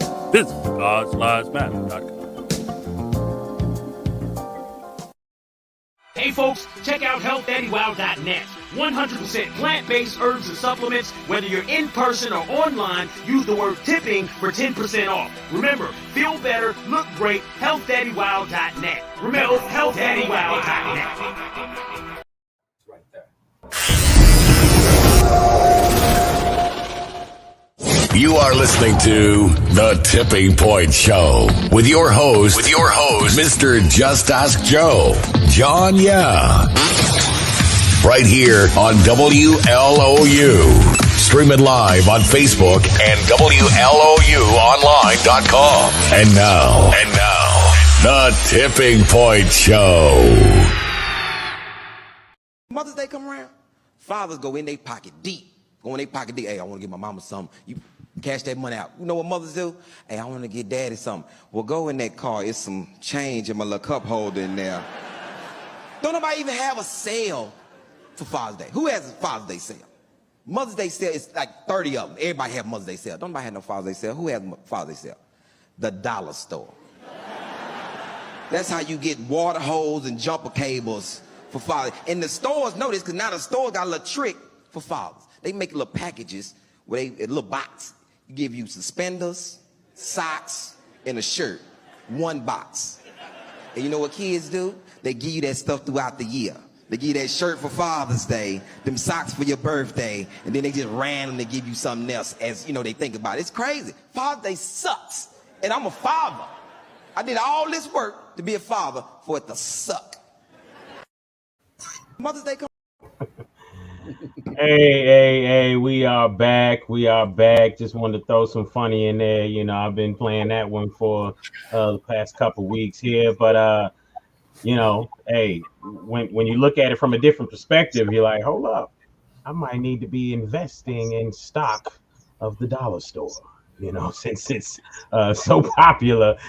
Dads, we're not getting the gifts like that, but invest in the stock of the dollar store and we'll get the return that way. There we go. All right. But Leonard, you were making a great point, brother. Go ahead and jump right in there because I know you have some points just the same that you wanted to bring up also. Right. It's and bottom line is this: is if you can't save, if you can't, if you can't save, um, then you really don't need to be investing. And I'm gonna say that like that because if you're living, check to check, and you're saying, okay, because that's what you got to do is think about how is it my money is running out? Okay, I'm not making enough to make it through the month, right? Where is my money going? What can I do? And that's where saving requires discipline and sacrifice. Okay, his reply: you might have to cut some folks off. You might have to cut some stuff off, right? Because you say, I can't really afford because I got a goal in mind and I gotta, I want to be able to get myself in a position. So yeah, saving, and that's what the bank, a lot of people, you'll get some people say, oh man, don't put your money in the bank because you don't get it. You need liquid cash always. All right. Just like John was saying, that liquid cash money is what buys. That's within our system, that's how we get goods and services. So you always need some liquid cash. So that's what a bank is good for, and that's what your savings is good for. Once you've kind of mastered savings, okay, then you can start looking at, all right, well, you know what, is I can invest, all right, get your liquid cash up. Once you get to a number, let's say you say to yourself, I need about $20,000 saved, all right, just in case of emergency. You get to that mark, anything over that, now you're ready to start investing, all right. Like John was saying, is companies that have been around for a long time, okay, companies that pay a dividend, growth stocks, all right, dividend. Why do why do we want to do either growth stocks just like Amazon? Yeah, they're gonna pay big in a while. Also, what John was saying, and I said it too, is investing is not a sprint; it's a marathon. Okay, meaning that you in this for the long run. You see these people. Oh man, he just made $30 million yesterday because he bought this right here. Yeah, that happens, but that's not something that's normal. And a lot of people get caught up in the things that are not normal. What's normal is your money grows slow over time. And before you know it, when you look up, you'll be like, wow, I actually got some good passive income here that I'm making without my money's making this for me. And I'm not doing, now you have options. Okay. That's, I think, the goal. We got to get to is a place where a lot of people say, well, I want to make $1 million. I want to do this. I want to do that. I want to do so and so. All of that is good. I think the goal, and I think John and Joe, you guys would agree with me. The ultimate goal in life is happiness. I just want to be happy. I want to live my life in joy and peace and happiness. How do I facilitate my happiness? Okay. Because I know I got to live in a world where I got bills and I got to pay this and I got to do that. So how can I make the most out of the money I earn to where in what, even because with me, I'll share my goal is now that I'm retired and now I'm investing, I need, cash flow is my cash flow I'm not really interested in growth because I don't want to tie my money up. I'm interested if I put my money with somewhere, I need to get something back for it, right? So cash flow, I always want to have cash flow. I want to have this because eventually, all right, as a city boy growing up in Chicago, I want to establish a homestead in Virginia where I can have chickens, I can have goats, I can raise bees, keep bees, I can grow my own vegetables and food. A lot of us talk about that, but how do we get to that place, right? So that's what's going to make me happy, right? That may not make the next person happy. Next person may want to live in a penthouse in New York or California, Los Angeles. Playas Negra. There you go, Playas. See, so whatever your goal of happiness is, all right, facilitate that goal. And that's what you call a SMART goal. What's going to make me happy? Now, here's the other thing is what was going to make me happy 20 years ago is not what's making me happy now. So the thing is even though 20 years ago, my happiness goal is different than what it is now. You still need to do the things to prepare yourself for whatever that's going to be. All right. Because Leonard, would you say that one of the first things that someone should do in preparing for this happiness goal is to take out a piece of paper and write down those goals? And then when you were talking about savings and budgeting, then take out another piece of paper and write down all your monthly bills. Yeah, your expenses versus the amount of money that's coming in. Right. Yep. Corporations call that creating SMART goals. All right. SMART goals that's an ultimate long-term goal or something that you would like to achieve. And what that does is gives you structure as to how you're going to achieve that goal. All right. Things called KPIs, key performance indicators. Okay. And what is that? That's all right. So if I save my money, okay, if I'm trying to get here, I need to save. I need to do this. I need to. So if you say to yourself, all right, I'm going to start couponing. Okay. Couponing reduces, obviously my grocery costs and frees up money to do investing or whatever else, right? That is a KPI. You can say to yourself, all right, couponing is a key performance indicator because it shows me how to do this rather than just me going out there without a budget, without a plan, and just spending money, right? So just like brother Walt, like I mentioned in the beginning, that it's good to have a plan because you can always go back and retool your strategy and look and see, like I say, put it on paper, look and see, all right, so this month I decided to change this, and this about my finances. How did that affect me? Did it change anything? Did it actually save me money?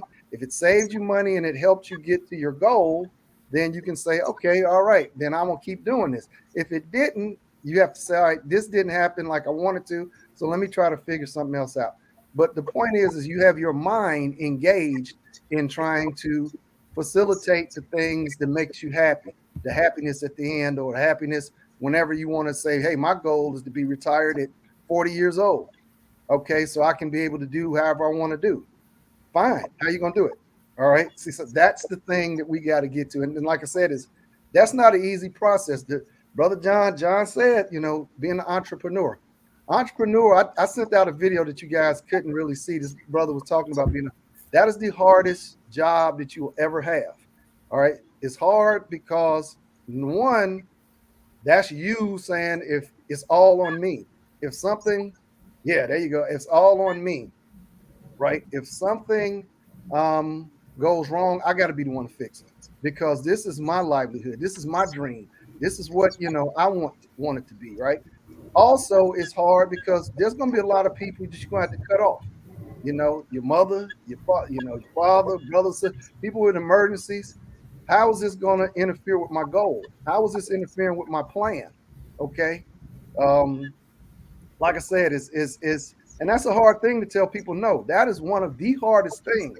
You get somebody with a sob story, hey, this, that, and other, and you got to tell them, I don't have the money. Knowing that you got about $10,000, $15,000 in the bank, and you could break off, $1,000, but that's taking money away from your dreams and your plan. Goal. Yeah, a lot of people say, "Oh, that's selfishness." Yeah, but guess what?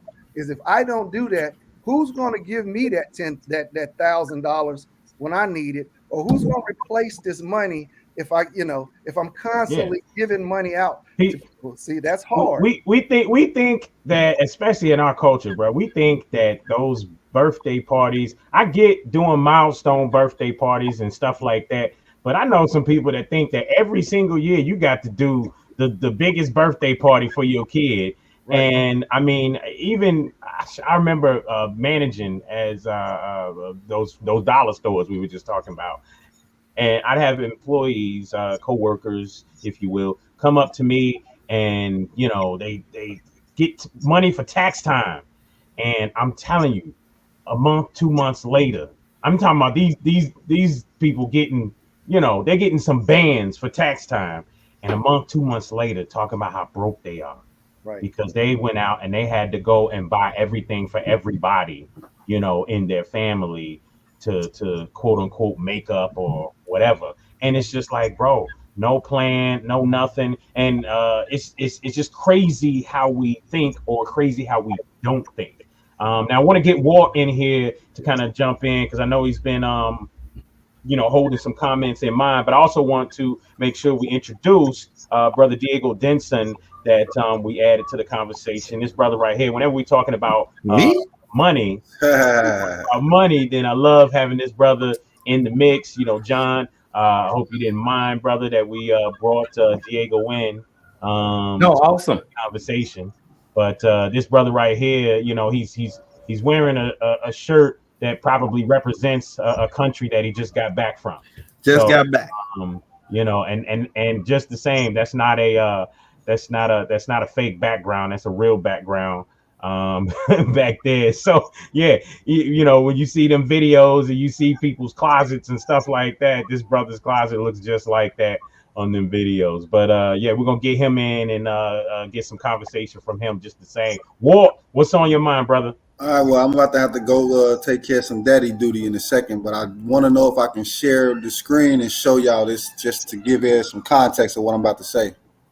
I don't know if you guys don't see an option to share, then I think maybe it only gives me. There is a share option. Yeah, there is. Okay, so go ahead and hit that share, and then when you share, make sure there's a little button you got to click for share the audio, or make sure it shares the audio as well. Yeah, look at the bottom. You should see something that says share. It looks like a monitor. No, I got that. I did a test run yesterday before I got on there. And it's still okay. I was just asking, courtesy. Okay, go ahead, brother. Go ahead. Can you see it? Yep. It's I see it coming on. I'm gonna add it to the stream. There we go. You see it? Yep. Okay, so this my crypto class. I don't see it. Up there it is. Okay, there we go.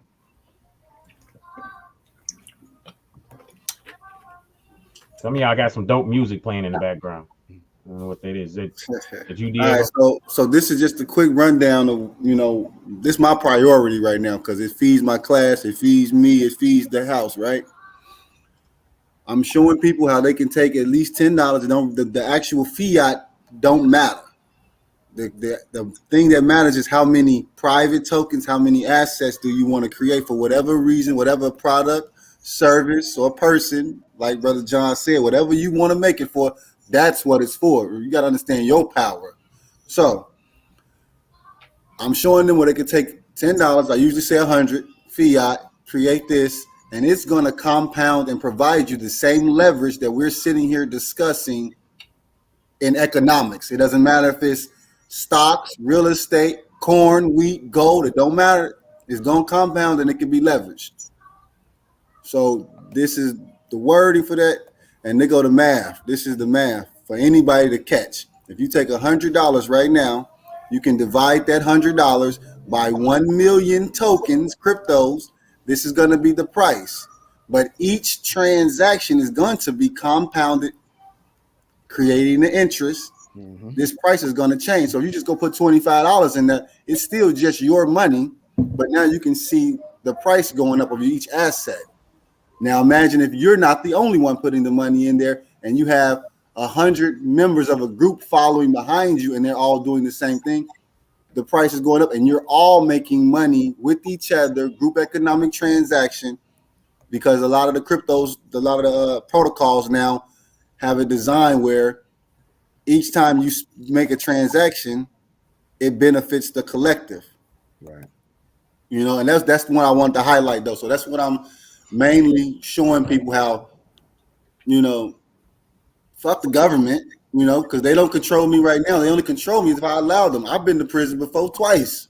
I've been to prison 3 years and for robbery for both times because I didn't get it the first time, So, and I stayed out 5 years and then I went back for the same shit, just worse. But now, he still ain't done. I got it now though. I'm ready to go to the next level. I'm just gonna get it a better way this time because I told myself if I can go this hard, the wrong way, I'm gonna just go hard the other way. There ain't no limit. If I can go down the ground, that's the end. So I'm gonna go up, and that's what I've been doing, and just teaching people this information, been opening up doors for them which is opening up doors for me, like being on the show with y'all. So I appreciate y'all time, and energy that y'all just share with me. I'm grateful. I hope to come back on the show, but I got to go take care of this daddy duty and do the job of recording. Love to hear it, brother. Yeah, keep teaching up. Hey, how can people find you, Walt?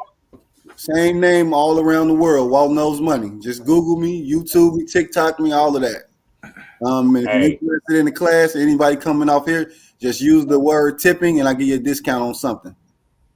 Hey, there you go. I love to hear that. Dope. I even sent it to the sis earlier on the beauty stuff, so she's probably gonna hit you up too. Okay, I appreciate y'all. Peace, God. Peace. All right, God, appreciate you.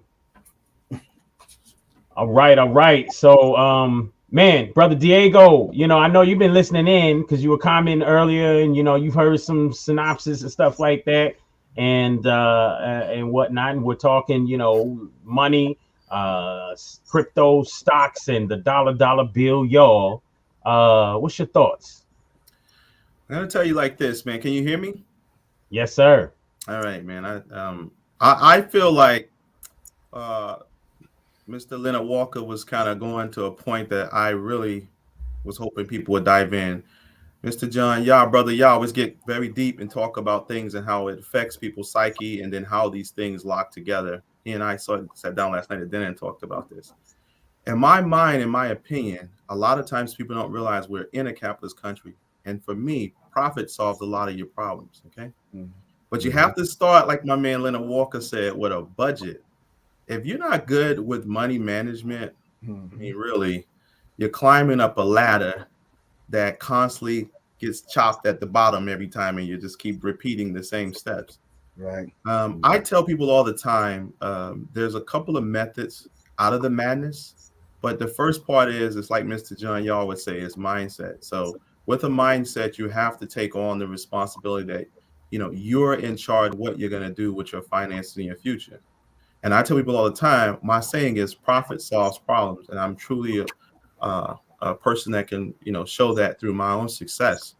I'm going to tell you, Leonard Walker was on point by saying that people have to get focused instead of looking at buzzwords. People hear crypto, they hear Bitcoin, they hear any type of words out there. But what they haven't learned is the basic principles of how money works and how money management works. I was lucky enough to have a father that invested in the stock market, and he taught me some things at 18 and 19 years old that I did not listen to at first. Okay. And then by the time I was 27, I decided to take on some of the challenges he put me in after he taught me how to buy my first stocks and shares and energy stocks. So it took me personally 12 years to save up enough money in my portfolio and my brokerage account that I had with E-Trade at first, and I moved it to TD Ameritrade to have about $1.7 million in it. But it took me 12 years to do that. So people don't talk about that. They'll talk about, the fast ways, the buzzwords, but that's not how it works. That is what Mr. John Yase is a trap. The reality is, and I'm going to leave it at this, is that you can start small. The first thing I was taught was the principles of dollar cost averaging. If somebody's watching this, please write that down. Dollar cost averaging is how I started out. $100 a week, putting it into a brokerage account. I met up with a money manager after 2 years, and we started increasing that to $200 a week to the point now where we do about $15,000 a week in my portfolio today. But the point is I started out doing this and I was making less than $50,000 a year when I was a younger man, to moving forward to now where we do sometimes $30,000, $50,000 in a week. And that's not to brag. It's just that the point is that I knew it took time. Me personally, I can show people these same things that I've learned. And instead of taking 12 years, I personally can show a person how to make $1 million personally in 6 years. So, but I personally think it requires them to be focused. Mr. Leonard Walker said, you're going to have to say no a lot. My therapist told me, if you don't say no at least 1,000 times a year, you ain't doing it right. That's right. I passed therapy, by the way. I passed it. So what I'm saying is, that's the reality, is that a lot of times I have not possibly been, the best boyfriend. I probably have not. My mother has 4 boys. I'm the youngest. I probably have not always been the best son. I probably was absent for a lot of things. I too have been married before, and I have a little son, and maybe sometimes I miss some of his games. But what's funny is He don't remember most of that. Now, you know what he does remember? Hey, Dad, can I get this car? You know, I'm just being honest with you. Quite often, people let things distract them, which is Mr. John Yah's favorite word, distractions. People get distracted by what they should be focusing on. They're looking everywhere besides the target. They're just shooting a gun, and as long as they hit the side of a barn, they think they hit something. They completely miss the target. So what I'm telling you, you don't have to have a lot of money. You don't have to think. You have to constantly jump into the fast lane right away. But what you do need to know is that when you are in a rat race, and the fastest way to get out is to have a plan and execute it, right? And take responsibility. So we can talk all day long about symbols. Somebody want me to give them some ticker symbols, some quick ones, some this, that, some quick wins. Should they jump into penny stocks? Should they jump over into Bitcoin? Is the next cryptocurrency going to be this coin or that one? The reality is, if you ain't got money saved up, what you going to do anyway? Right. If you don't have liquid to the side, what you going to do? Right. And I like to take risks. And the older you get, you have to moderate the risk.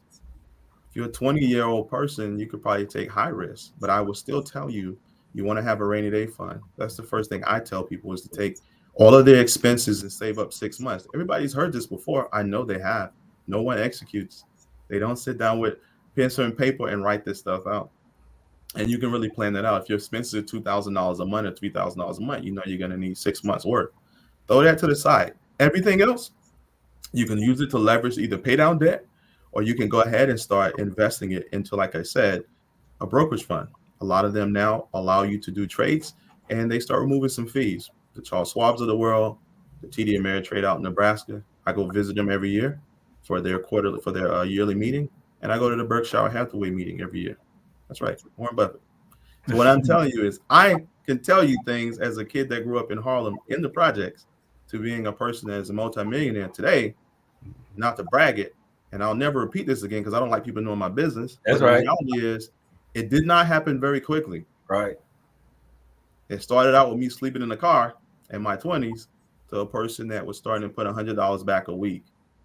That's literally where you want to learn. People saying no a lot. Yeah. And you had to say no a lot.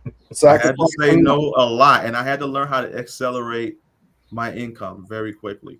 Once I started learning how money works, I had to really go and educate myself, to re-educate myself about how finances work. And most people don't understand that it really does. You can do it fast, but fast to me is a relevant term, because fast to somebody else, they may think they could start out and then 2 years later they sitting on $10 million. It ain't gonna happen like that. Come on, man. That's and let's say this too. You know, even when we talk crypto, you know, Leonard, you said that you invest in crypto just the same. It's still not a sprint, even when you're talking investing there as well. You know, I mean, John and I talked, and I mean, look, there's some cryptos out there that are just like less than a penny, and so it's, you know, it's kind of like, well, why not, you know, spend $20 and get 1 million coins? You never know. You know, you never know. It might be the next Bitcoin. You never know. Why not? But don't sit there and be doing that, thinking that because of this buzzword crypto that you're about to make $1 million the next day because of that. You know what I mean? Well, it still is investing. Just like Walt said, you know, he jumped in something recently and it's up 20% in 2 days. You know, that doesn't always happen. But again, if you are doing it properly, research, right? Understanding the difference between meme coins versus coins that actually have a utility behind it. You know, as John would say, a product behind it, right? Things of that nature. So you can use crypto as a way, as part of your portfolio, but I would highly suggest that not be the only thing that you got your feet in. And what were you about to say, D? No, I agree with you. I have about 10% of money now that I started moving into that space. But I'm going to tell you, I'm largely on the side of Mr. Walker and John Yah, is that I put a large amount of my money in things that I know that have, you know, a history of growth, historical growth. Right. I look every week at different things, the prices of companies that are in the tech side of the world, which is where I live in because I have a small tech business. And I like the Apples of the world, but I also don't ignore the energy stocks and the other places that have made money, the blue chips. People try to ignore these and say, let's find the next best thing. If it's work, why are you trying to fix something that already works, right? To me, that blows my mind that people jump in and they hear buzzwords. Quite often, I mean, sometimes people make more money teaching you how to do it. Exactly. You know, hey, let me show you how I made $1 million in crypto by teaching you how to sell crypto. And this is important right here. I won't jump on that. So go ahead. I like this right here, and this is important too. You know, Uncle Michon, you know, he drops some dimes, and a lot of times he'll drop the same dimes over and over. And it's because it's important. So this right here, when you're younger, again, male versus a man, you know, when you're young, you don't think about this stuff a lot of times, right? A male is captured by lack of self-control, food, shelter, and sex, you know, entertainment, fun. That's what you're doing when you're younger a lot of times. When if you're smart, as Diego was talking, when you're younger, you could invest your money properly so that as you get older, or as you look at a brother like D, and again, it's not to brag, who's in his 40s, can pretty much get up and go wherever, whenever he wants to, because you did some smart things when you were younger, right? A man prioritized by having a daily plan. So, you know, good stuff there from Uncle Michon. But, you know, as we get ready to wrap up, you know, I want to make sure that, you know, everybody gets their 2, 3, 5 cents in. Diego, you dropped some stuff just now that was great. Leonard, I know you have some things that, you know, Leonard is he preps and he prepares, and so I know you got some things there that you want to drop. Can you run through some of that real quick as we move our way on out? Yep, right quick. Easy, quick investment that if you want to get started investing, that is an alternative to actually saving money, is right now an I bond, Series I bond. Okay, what is that? That's the inflation bond. Right now, an I bond pays about 9.2% interest on your money. You can invest anywhere as low as $25 a month, or you can invest $10,000 a year. Okay. What is a bond? A bond is debt. So who do you go through for an I bond? You go through the U.S. Treasury. There's probably not anything less risky than the Treasury. If you can't get money out of the Treasury, then America's done. So this is where, you know, you get a lot of people get retirement checks. Matter of fact, when you get your tax return, that's the U.S. Treasury. So like I said, is you go directly through the U.S. Treasury, through their website, and you can purchase an I bond. You can't touch it for a year, right? Let's say you got $10,000 that you saved up and you want to do something, get it out of the bank because it's going to be depreciating in value. You can't touch it for a year. And in 5 years, you can take it out. It's a 30-year bond. $10,000 in 5 years right now at the rate of interest turns into $15,000. That's a good way for education. If you want, let's say you want to start a business in the future and you want to create some capital just to start the business out. You know, I mean, that's a very unrisky way, you know, of being able to do that. So like I said, is if you can put the website up, I think it's what is USTreasury.gov. Yep, I got you right here. Yeah, absolutely. Put that up there. And like I said, and like I said, it's as little as $25 a month. You know, a lot of people say, well, what, you know, is this like them savings bonds? No, this is better than those savings bonds. This, like I said, this is the government's way of trying not to tax everybody or to have the public be able to buy some of our tax debt. Okay, in order to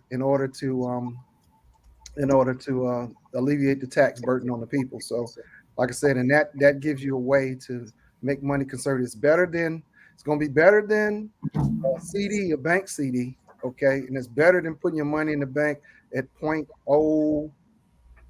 Yeah, it takes your money 100 years to double. Yeah. In the bank.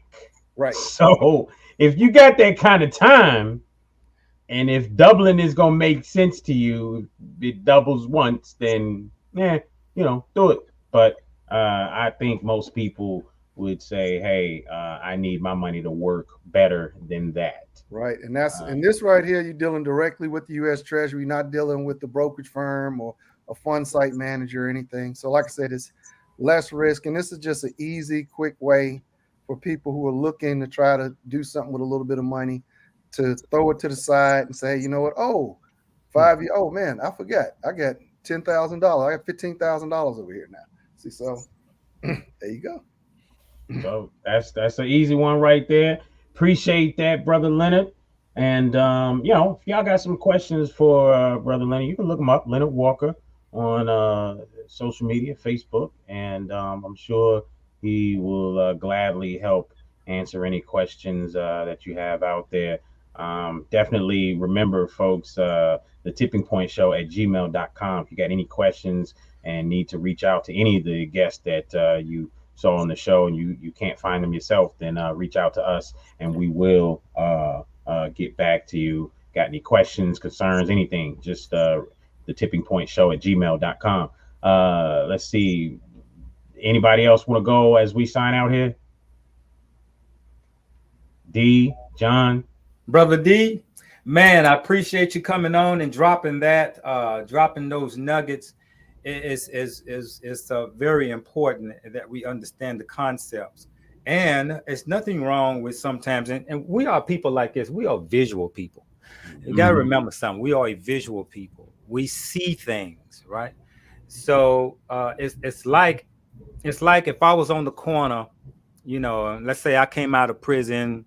I'm on the corner and I'm saying, hey guys, y'all need to get off this corner. Y'all need to really turn your life around, put your money in here, get you a job, and then you can move up. They'll look at me and be like, nigga, you here right there with us. What? What? What you driving? Nigga, you pulled up on the bus, So, visual is important. And I think that's what makes people say, damn, look I know where he came from. Damn, man, that means it's possible to get there, right?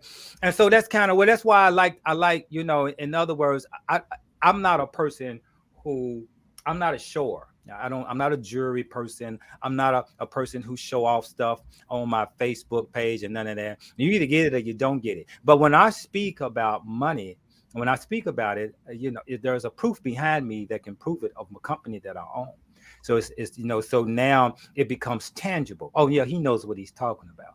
And that's kind of what I look for. And that's why when Diego came on and started talking, this is somebody you can actually look at and say, yep, he is doing that, right? And that becomes validated, opposed to, maybe I get, and I want to say, when we talk about crypto, it's so many times niggas ain't making that kind of money off no crypto. That's just that simple. And we need to be real about that shit and quit playing around like motherfuckers are making 9 figures and 6 figures a year off crypto. Like, show me the fucking coin you're working with. Just show me the goddamn coin. It's not that fucking volatile. It's not that fucking increase, right? So there's other things people are doing. But, again, I think I always say crypto's a trap. Hey, I'm an anti-crypto guy. I'm anti-it, right?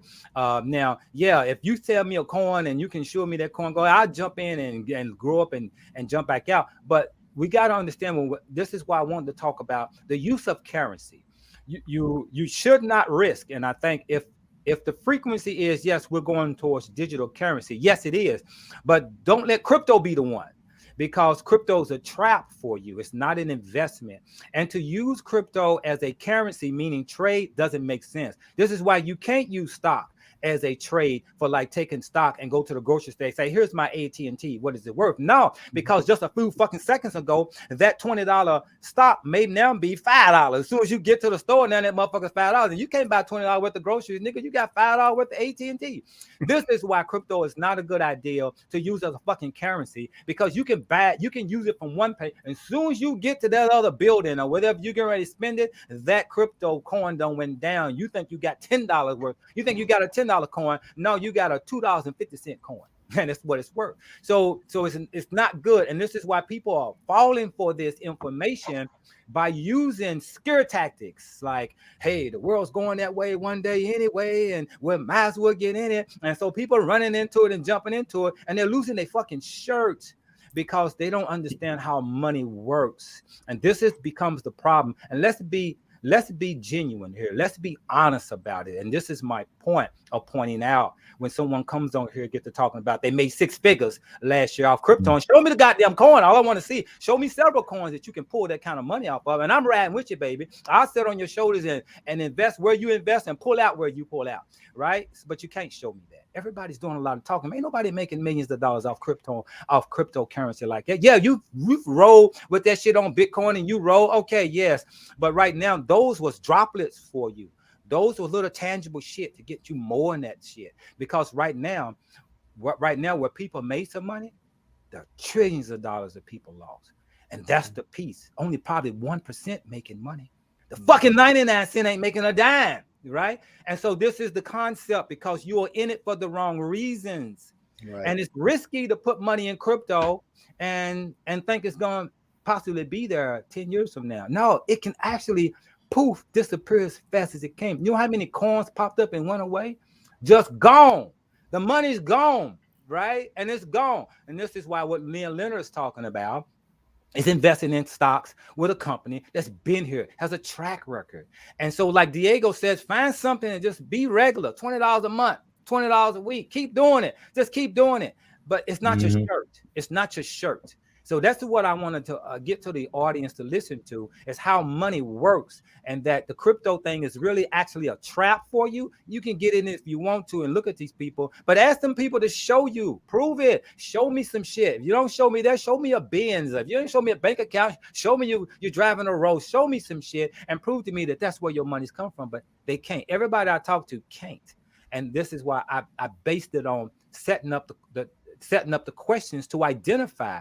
Your money ain't really coming from crypto. My money ain't coming from the stocks I invest in. Those things are put away. No, my company that I invest in is more valuable to me than any stock, because I can take $1,000 right now and I can flip that bad boy over in 30 days into 5,000 and 6,000 in my own company, because I have my company. I invest in myself back into my products and create new products. That becomes more valuable. One of the things I invest over here into the stock is actually for my great grandbabies. That's for them.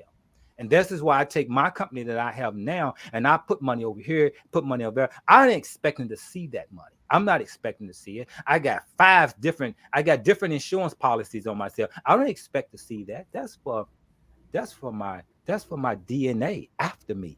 Right? We got to think like that when it comes to this money, and not assume that you can spend and be off the spending. And lastly, most important, what is abundance? Abundance is who you are. Abundance should not be attached to things and material things. Abundance, if you woke up every morning, can you see, talk, can you feel, can you walk? Is your cells communicating with each other? Are you eating good? Are you starving? Right? Those things are abundance. You can't get no more abundant than that if you think you don't appreciate those simple things in your life. You can't get that big house or that big car if you don't appreciate what you got now, because you know why? Tomorrow ain't your happiness. Tomorrow's just going to be another today. Your ass ain't happy now, regardless of what your financial situation is. Your ass ain't going to be happy if you have $1 million, because tomorrow is just another today. Right. That's true. Yes, sir. Yes, sir. And I'm going to tell you right now, man, I was some deep stuff, but I don't know, brother. Yeah, I got this Rolex from Bitcoin, man. and the hat was just from stocks, right?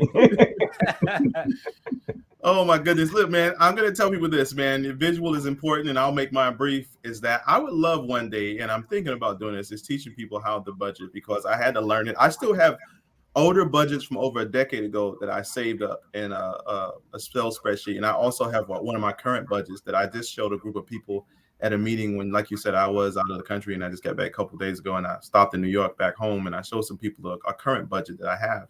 And what I show them is I literally invest and put away 79.1% of my money. And I literally pay myself a small amount of money from my dividends and my business, and I reinvest. I live very cheap. And I tell people all the time, you know, if you show me your routine, I'll show you your future. Or if you show me your budget, I'll definitely tell you your future. I can tell you right now, if you show me your daily routine or your budgets, how you budget your money, I can go ahead and tell you your future. So guys, again, profit solves all problems, but your budget is going to let me know where you stand today. And I'll never get off of that square. And like my man John Yah say, money doesn't make you happy. Abundance mindset and things of that nature does. As a matter of fact, to be honest with you, to be transparent, the more money I've made, the more problems have came my way. Mm-hmm. Starting with IRS folks, to family members, to everything else. And you know, if people want to make a lot of money until they see how much the IRS checks are and stuff like that. So it's a different story, guys. You know. Yeah. And that's the thing. People think that when you make a lot of money that you don't have problems, that your money problems go away. No, they tend to get bigger in a lot of sense. So, you know, and I love this conversation today, man. This was beautiful. Just having us brothers, had the sis come in and drop some knowledge. Everybody on today, shout out to Walt, you know, coming in and dropping knowledge. I love his program that he's working on with the industry pool that he's creating. Definitely want to learn more about that and how that can work. But you know, I know myself personally, one of the things I love about business, and you know, I love talking to John about business because John gets so excited about business just the same. But you know, in talking, then it's dope because I know myself personally, you know, I can say this, you know, I was recently a bit depressed or what have you, you know, not feeling like myself. And, you know, I was sitting out here thinking, you know, I'm gonna go and you know, drive one of those driver things, Uber Eats or something like that. And then it just like dawned on me like a light bulb. I'm like, you know what? Why not just take that extra time that I was thinking about spending driving Uber or something like that? And why don't I just take that and invest it into my business? You know, work more at my business. And it was like, duh, bro. Like, why would you, you know? And just like that, boom, everything just turned in the direction that I needed it to go, and it was dope. So just the same, I'm telling y'all, you know, as you create business, as you think about, you know, the time that you put in and everything, the more time you put in, the more focus, like Diego talks about, the more you're going to get back from it. So with that being said, this has been another amazing episode of the Tipping Point Morning Show with my brother from another mother, brother John Yah, Esoteric Concepts. We had brother Diego Denson and Leonard Walker, who you're going to see every week now, unless he's on vacate. But guess what? We're going to get a video in even if he's on vacate, because he's in his 50s, retired, and he's got some knowledge to drop when it comes to how to get like him. So, family, it's been great. We will see you guys next week. Same place, same time, Saturday, 9 a.m. Eastern time, right here on the Tipping Point Morning Show. Brothers, love you. We'll see you once again. Peace. Peace.